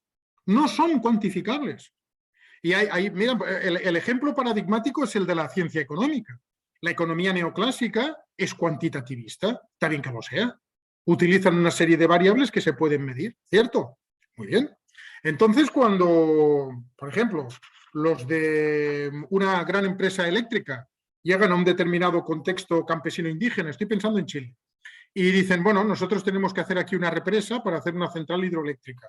Y están estos que están aquí con sus tierras de comunidad, ¿no? Mandamos un economista que hace un informe, utiliza sus variables genuinamente económicas y les hacemos una oferta económica. Y además, como está gobernando un presidente de izquierdas, me lo invento, pues además les vamos a hacer una oferta económica maravillosa. Y resulta que los pinches mapuches no quieren. ¿Por qué no quieren? Porque hay determinadas variables que no se pueden cuantificar en dólares. ¿Cómo cuantificas el amor a la tierra? A ver, ¿cómo se hace eso? Es lo que Martínez Alier llamaba la incuantificación de lo inmaterial. Vamos a ver, oye, la deuda, bueno, el Ecuador es un estado en deuda, vale, bien, vale. ¿Y la deuda ecológica de toda la contaminación de la porquería del petróleo, cómo se cuantifica? No solo en pérdida de biodiversidad, en gente desplazada, no. ¿Cómo se cuantifica todo esto? A ver, ¿cómo hacemos? ¿No?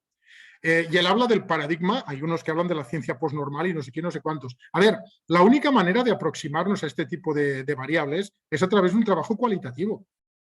Es a través de un trabajo cualitativo y no pretender cuantificar lo incuantificable. Simplemente reconocer los límites de la cuantificación. Una cosa es hacer un estudio sobre la estructura de la propiedad de la tierra en la provincia de Chimborazo o en el cantón Guamote, eso es cuantificable. Uno consulta los censos agrarios, ¿de acuerdo? Uno estudia la parcelación, o uno tiene 3 chacras o tiene 5. Y la chacra tiene o 1000 hectáreas o 2, pero esto es cuantificable, ¿de acuerdo? Otra cosa es la percepción subjetiva que un individuo tiene sobre la chacra. Si es un vulgar medio de producción o simplemente un medio de inversión, o si es la tierra de los ancestros. Son dos cosas diferentes, cualitativamente diferentes, ¿no? Para trabajar lo segundo no puedes ir con ningún tipo de técnica cuantitativa, tienes que acercarte desde una aproximación cualitativa. Entonces, un poco va por ahí. Se trata de combinar técnicas de estudio. Hay problemas de investigación que son genuinamente cuantitativos, es obvio. Si tú quieres hacer un trabajo sobre, pues eso, la estructura agraria en Guamote, bueno, sí, puedes hacer una muy buena aproximación exclusivamente cuantitativa. Si tú quieres hacer un trabajo sobre la valoración social del campesino, bueno, pues tienes que hacer un trabajo más cualitativo que cuantitativo. No son metodologías opuestas. Son metodologías a las cuales recurrimos en función de la naturaleza de nuestra investigación, de la pregunta de investigación y del objeto de estudio. Pero bueno, esto ameritaría para otra sesión de temas metodológicos y demás, ¿eh? Un mensaje, por favor, a los participantes. El interés ha sido tanto, el debate tanto, que nos hemos olvidado de registrarnos. Por favor, está el link de registro, faltan todavía 55 personas que lo hagan. Otra inquietud, seguimos con ello, doctor, es la magíster Sofía Rivadeneira. Comenta primero y luego pregunta. Lamentablemente no se ve a inglés como una lengua que hay que dominar, sino solo como una materia que hay que aprobar para obtener un requisito de graduación. ¿Cuál sería su mensaje para motivar y concienciar a nuestros estudiantes a aprender inglés, no solo por ser una lengua que abre oportunidades laborales y académicas, sino también para mejorar y enriquecer la investigación? Bueno, pues que nos guste o no nos guste, hay una parte muy importante del conocimiento en nuestras disciplinas que se produce en inglés y que no se traduce. O sea, es tan simple como eso. Hoy tenemos una ventaja que antes no teníamos, y es que uno puede estar en cualquier lugar, en cualquier biblioteca universitaria que se suscriba a esas bases de datos de revistas electrónicas, y con esta cosa de la desmaterialización del mundo, uno puede acceder a revistas de todo el mundo desde cualquier parte. Pero claro, hay que tener el instrumento para poder leerlas, y lamentablemente es el inglés. No es que me guste, pero es así, es útil y necesario. O sea, lo que no podemos hacer es descubrir, yo qué sé, el agua de coca ni la sopa tibia. O sea, no tiene ningún sentido. Por lo tanto, tenemos que estar al día de lo que se produce, tenemos que leer, y por lo tanto tenemos que leer en inglés, por lo menos leer. ¿De acuerdo? Que hay un déficit curricular de cómo se enseña el inglés, bueno, en Ecuador y en España ni les cuento. Es terrible. Pero bueno, es un déficit que tenemos. Es un déficit, en mi generación nadie hablaba inglés, prácticamente. Y yo he tenido solito que aprender a leer. Y yo leo inglés académico con soltura. Ahora me pones a ver una película norteamericana de según qué y no entiendo nada. Pero bueno, me importa relativamente poco, puedo leer. Entonces hay que concienciar a los chicos y las chicas de que es un instrumento fundamental, como saber leer, como saber escribir. Entonces es la única cosa que se me ocurre. Muchas gracias. Abundantes los comentarios, las inquietudes. La doctora Cejas dice, doctor Bretón, no es posible solo mirar la producción científica con base solo en un género. Así es, le dice. Doctora Ada, cualquier lengua enriquece sea cual sea. Ana Isabel, así se suscribe en el chat. Le mando un mensaje tanto al doctor Víctor como al doctor Luis Alberto y dice, un gusto verlos. Muchas gracias por el espacio. Las preguntas. ¿Qué hacer cuando los miembros de las mismas comunidades se esencializan en aras de subsistir o hasta salvaguardar sus vidas? Algunos casos en Colombia, por ejemplo. ¿Cómo manejar la situación en el campo y en algunas de las comunidades académicas donde eres considerado alguien incómodo por tus posturas académicas y políticas? A ver, entiendo que son dos preguntas, ¿no? Sí, ¿las puedo repetir? Sí, por favor. ¿Qué hacer cuando los miembros de las mismas comunidades se esencializan en aras de subsistir o hasta salvaguardar sus vidas, como en el caso de Colombia? Esa es la primera. Y la segunda, ¿cómo manejar la situación en el campo y en algunas comunidades académicas donde eres considerado alguien incómodo por tus posturas académicas y políticas? Bueno, voy por la primera. ¿Qué hacer cuando se esencializan? Nada, es que no tenemos que hacer nada, solo faltaría. No somos demiurgos ni semidioses que intervenimos en la vida de la gente. Intentamos modestamente entender, intentamos dar claves. Otra dimensión práctica de nuestro trabajo, como todo trabajo en ciencias sociales tiene una orientación política e ideológica. Decidir estudiar esto o aquello es una decisión política. Entonces, desde una perspectiva transformadora, nuestro conocimiento, lo que nosotros extraemos de ahí, es un insumo que debe ser devuelto y debe ser o puede ser utilizado por los movimientos sociales. ¿Qué hacer cuando se esencializan? Nada, acabo de publicar un libro que es este, Indianidad evanescente en los Andes de Ecuador. Trata de la esencialización de la identidad étnica en los Andes. A ver, la identidad étnica no es una cosa inmanente que viene desde los tiempos de Atahualpa. No, no, no. Las identidades son porosas y las identidades se redefinen permanentemente. Y hay una dimensión de la identidad étnica que es profundamente estratégica. Hay contextos donde es mejor esconder esa identidad porque no te lleva ningún beneficio, más bien todo lo contrario, y hay contextos en los cuales una determinada afirmación en términos identitarios se constituye en una ventaja para acceder a recursos. Oiga, les pongo un ejemplo. En el año 2000, en el Ecuador, el 80 o 90, 80 y tantos % de todos los recursos que iban de la cooperación al desarrollo iban a comunidades que se autodefinían como indígenas y que eran percibidas por los europeos y gringos como indígenas. Y por lo tanto hubo una reindianización brutal de los Andes del Ecuador. Uno de los censos de Bolivia, de censos de población en la época del Evo, ponía de manifiesto que en Bolivia había un 66% de población que se autodefinía como indígena u originaria, pero había solo un 47% que decía conocer alguna lengua originaria. Es decir, que había casi un 20% de población que en Ecuador se definiría mestiza, o en Perú también, que ahí se definía como originaria. Es una cuestión de oportunidad política. O sea, no quiero decir que sea objeto de un rational choice, de estos, un tipo maquiavélico, calculador. No, las identidades de repente pueden proporcionar una ventana de oportunidades y es legítimo que los grupos subalternos históricamente racializados como inferiores en un determinado momento de la historia se esencialicen, ¿de acuerdo? Y proyecten eso como una herramienta de lucha social. Hay una excelente antropóloga colombiana que se llama... Ay, ahora se me va el nombre. Bueno, ya me vendrá. Que tiene un libro maravilloso titulado El nativo ecológico. ¿Qué es el nativo ecológico? Un constructo que se ha creado que los amazónicos son inmanentemente ecológicos. ¿Por qué? Porque sí, del mismo modo que los andinos son comunitarios, porque tienen algo en los genes aquí que les sube por la espalda y son...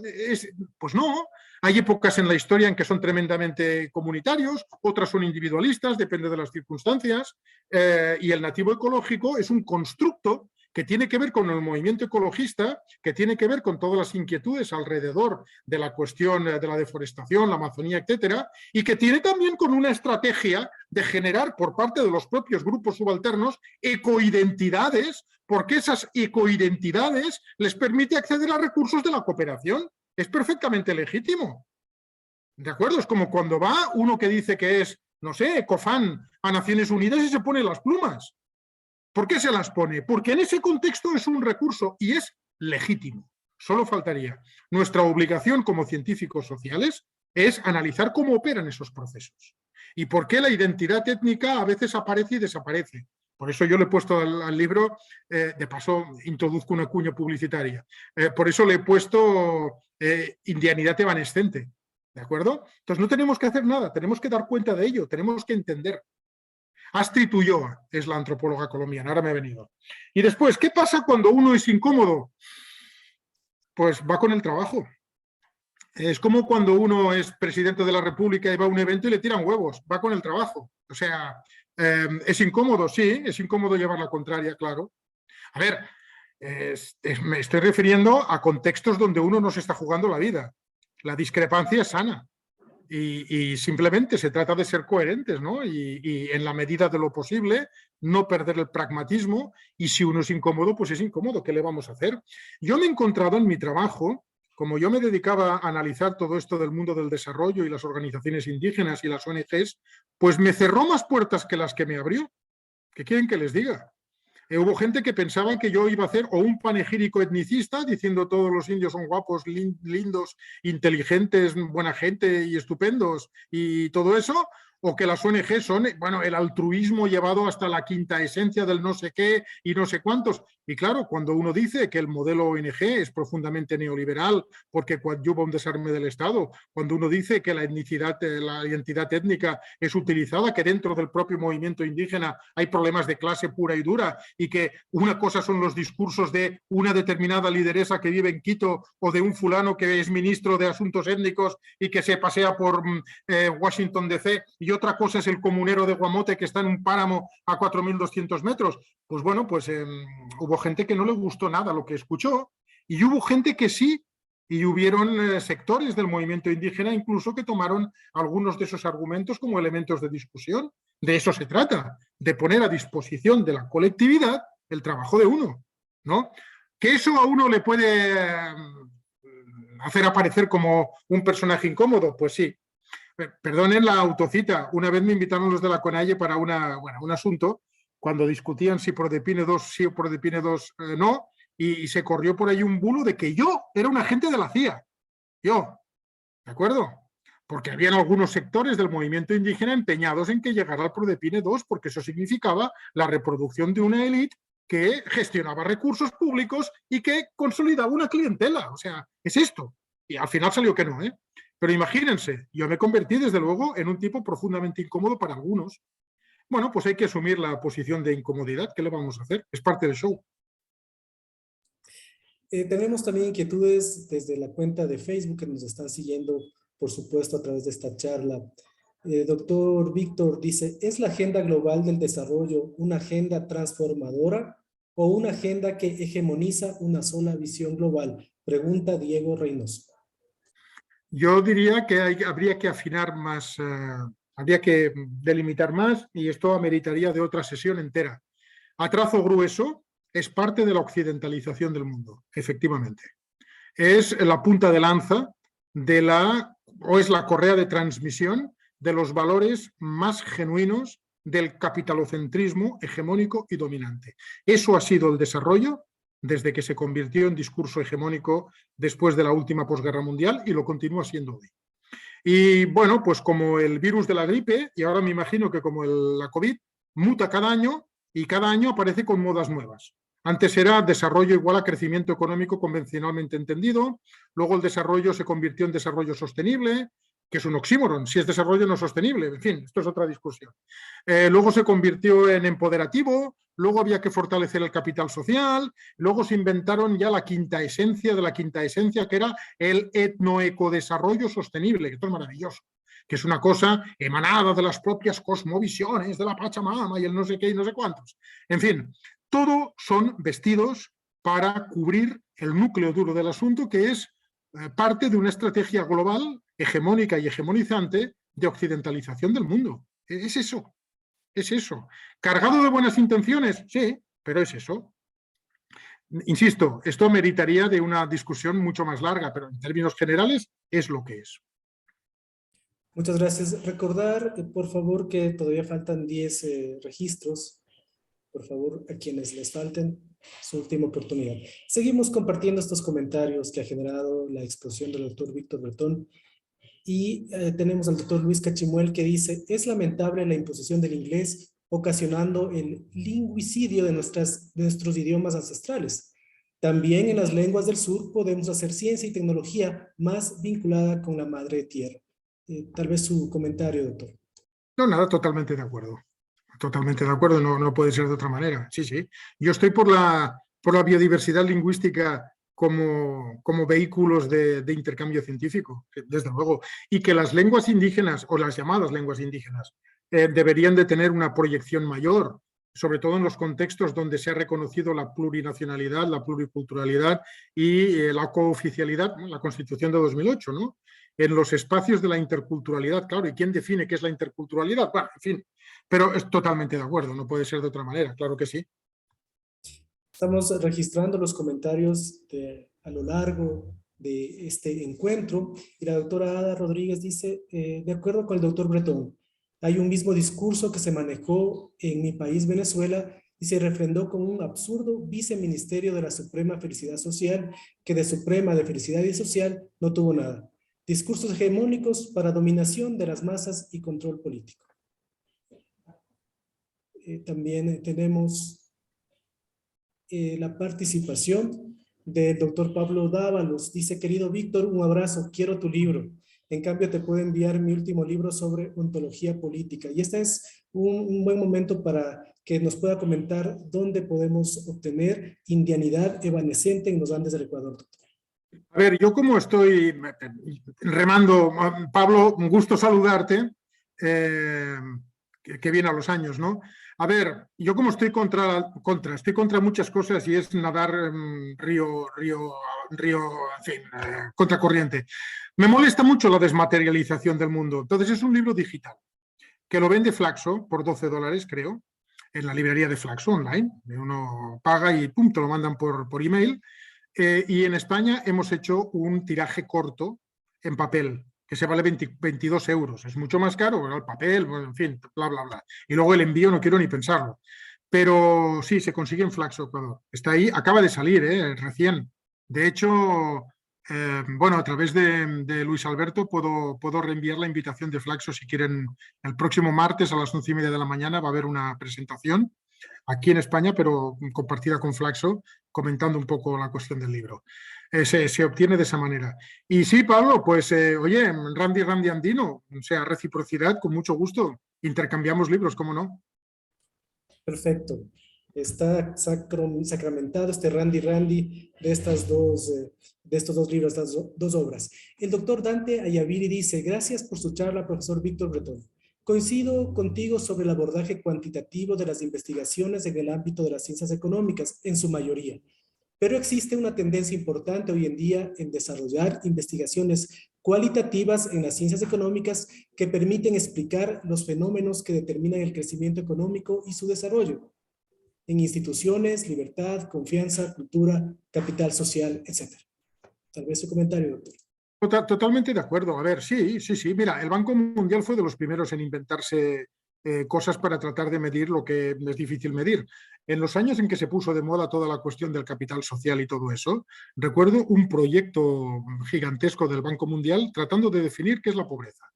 Pues claro, les criticaban de un exceso de cuantitativismo, que no tenían en consideración la voz de los pobres y no sé qué, no sé cuántos. Entonces hicieron, dirigido por una tal Deepa Narayan, que era una señora de Sri Lanka, así vestida con sari, dando toda una cosa performática de que somos muy sensibles a la cosa étnica de los sures globales y no sé qué. Montan un macroproyecto para tratar de definir qué es la pobreza a través de, no sé, 2.500 entrevistas a personas calificadas como pobres, ¿no? Bueno, todo bien. Y se han inventado todos los índices haber y por habidos, empezando por el índice este de desarrollo humano. Se puede medir la calidad democrática, se puede medir el grado de felicidad. O sea, es un intento de cuantitativizarlo todo. Yo lo que pongo en duda es la posibilidad real de cuantitativizar, punto uno. Y lo que pongo en duda, en segundo lugar, es hasta qué punto y en qué medida eso nos supone, y esto es para discutirlo, y no lo tengo claro, hasta qué punto y en qué medida eso nos supone un proceso de intento de colonización de las otras disciplinas sociales por parte de la economía neoclásica. No de la economía en general, por parte de la economía neoclásica. Cuidado con eso. Esto ya lo dijo Ben Fine, que es un economista, marxista, no neoclásico, africanista, por más señas, que cuando había todo el debate sobre el capital social, él planteaba eso. Esto del capital social, ¿qué es esto del capital social? Es intentar cuantificar, y se inventaron metodologías ad hoc para llegar al Ecuador y medir el volumen de capital social de la organización de segundo grado de San Juan, ahí en Chimborazo, ¿de acuerdo? Se inventaron metodologías ad hoc para cuantificar lo incuantificable. Y de hecho, ¿qué es capital social? ¿Cuantificar qué? ¿Lo que los antropólogos llevaban 100 años llamando reciprocidad? ¿Lo que estudió Malinowski? A ver, por favor. Quiero decir que si no se hubiera inventado el concepto de capital social, que fue una mala noche que tuvo Bourdieu, que tiene una obra ingente y le dedicó solamente un capítulo de 20 páginas, esto del capital social no hubiera ido a ningún sitio. Pongo el capital social como ejemplo de este intento de cuantificar lo incuantificable y la denuncia de Ben Fine de que el caso del capital social es flagrantemente un intento de colonización de las ciencias sociales por parte de la economía neoclásica. Entonces, creo que hay que tener mucho cuidado con todo esto y con todos esos índices. Claro que hay que utilizarlos si están, pero cuidado, porque las estadísticas, ahora me voy a meter en otro jardín y tenemos que ir terminando porque me están reclamando por aquí, me voy a tener que ir en algún momento. A ver, cuidado, yo soy un antropólogo materialista, obscenamente materialista.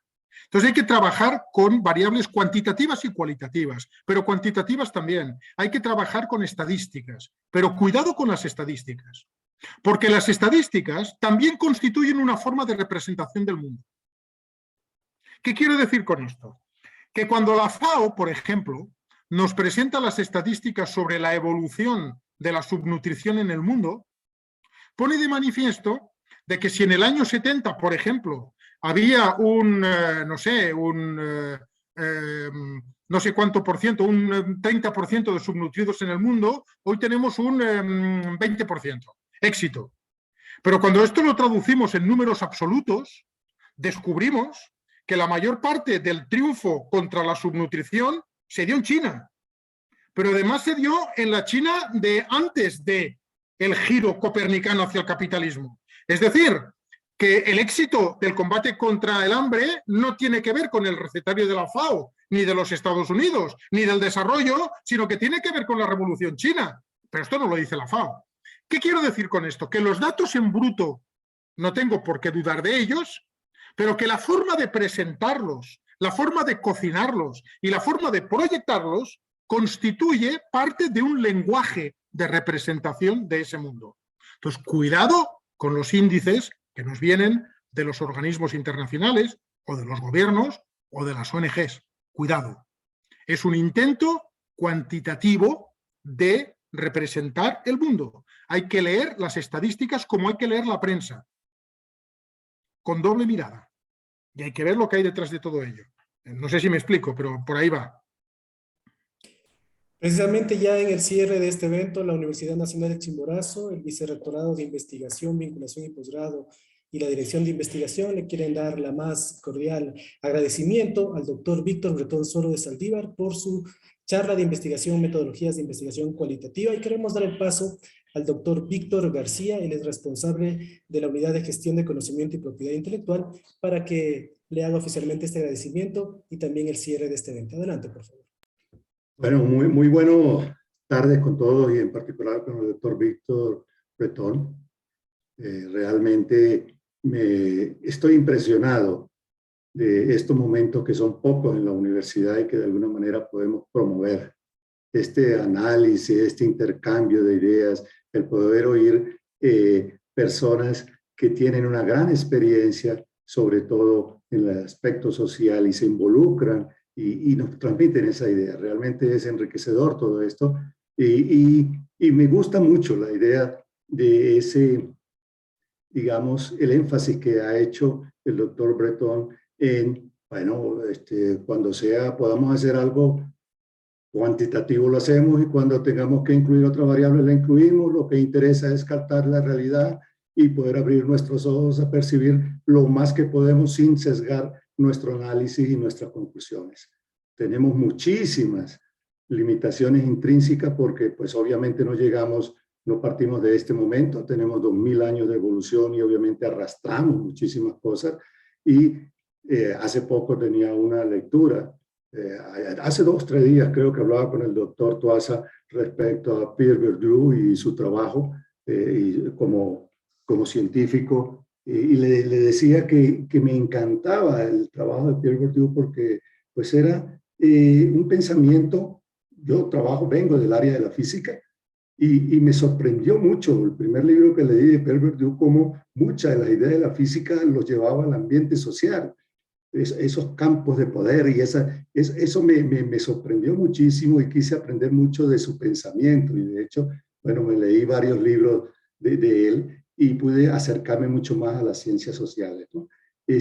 Pero es fabuloso. Yo creo que debemos de repetir estas oportunidades aquí en la universidad porque esto es nutritivo para la universidad. Esto es lo que es una universidad, donde intercambiamos esa idea, donde nos podemos dar el lujo de tener personas como Víctor Bretón que nos transfieren y nos comunican toda una experiencia, porque bueno, esos pelos blancos que ya de alguna manera algunos tenemos no son regalados, ¿no? Son de mucho trabajo, de mucho conocimiento, de mucha reflexión.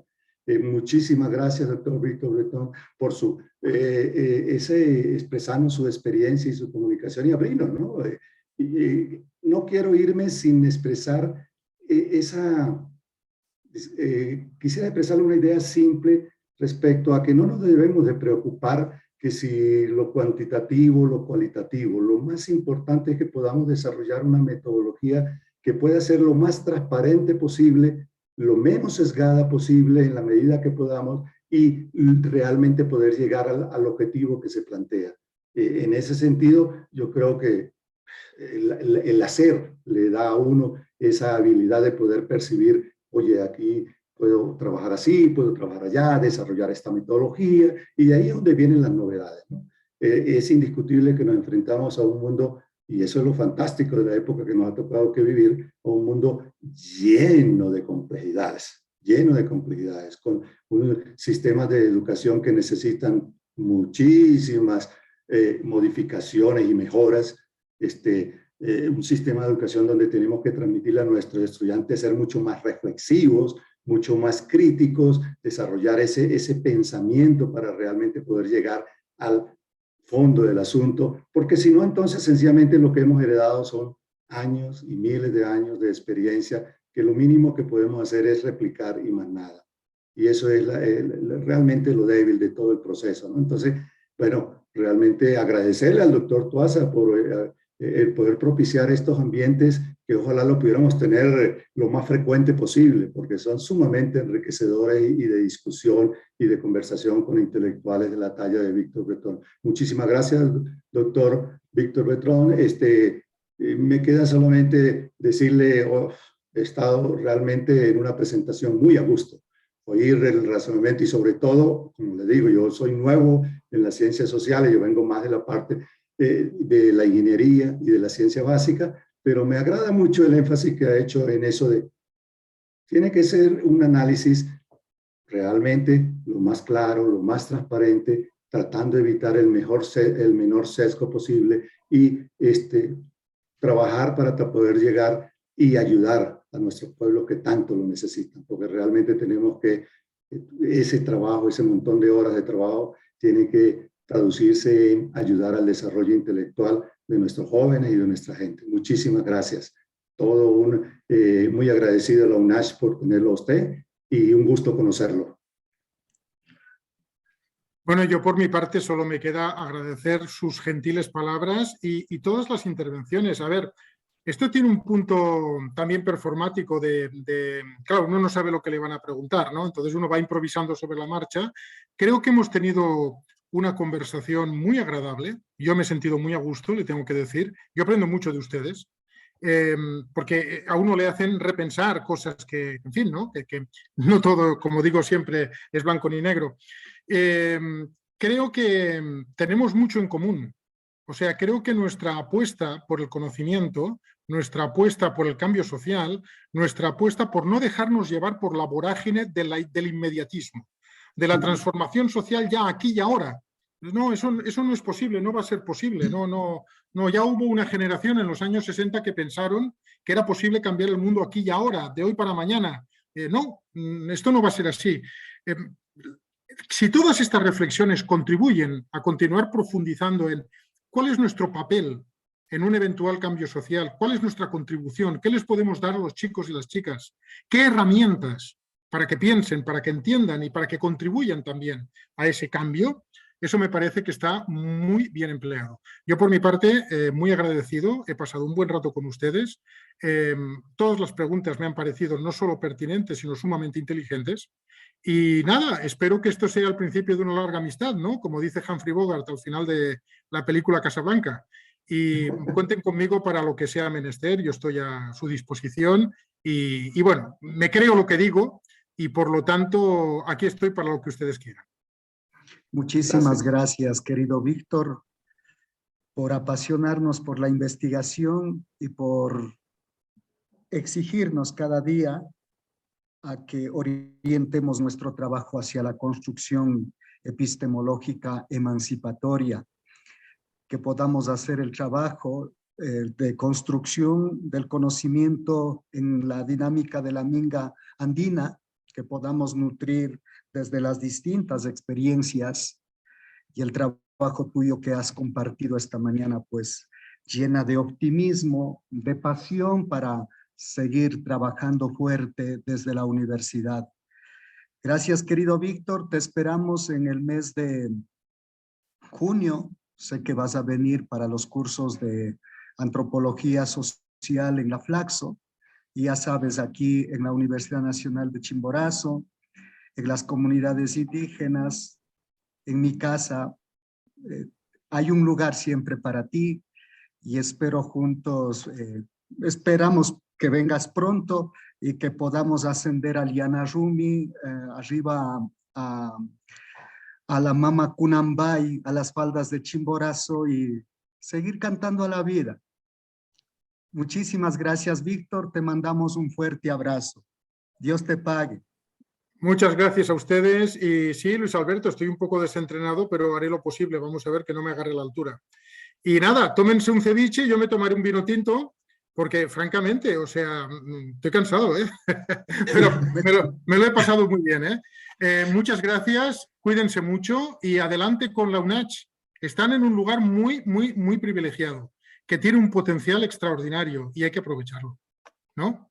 Doctor, muchas gracias. Además de las huellas que nos ha Sí. dejado en la reflexión, queremos tener una huella digital a través de un certificado que lo exponemos a continuación, que dice, si me lo permiten ver con mayor resolución, por favor, es la Universidad Nacional de Chimborazo, el Vicerrectorado de Investigación, Vinculación y Posgrado, la Dirección de Investigación, entrega el presente certificado al PhD Víctor Bretón por su valiosa colaboración como expositor en la charla Metodologías de Investigación Cualitativas, organizada por la Dirección de Investigación de la Universidad Nacional de Chimborazo, como parte del Plan de Capacitación en Investigación 2022.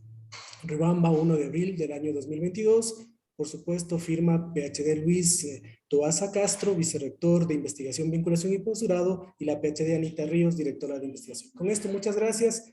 Será hasta una próxima oportunidad. Muy amable. Muchas gracias a ustedes. Buenas tardes. Kayakama. Karinkama. Muchas gracias. Yusulupay. Buenas tardes. Buenas tardes. Un gusto.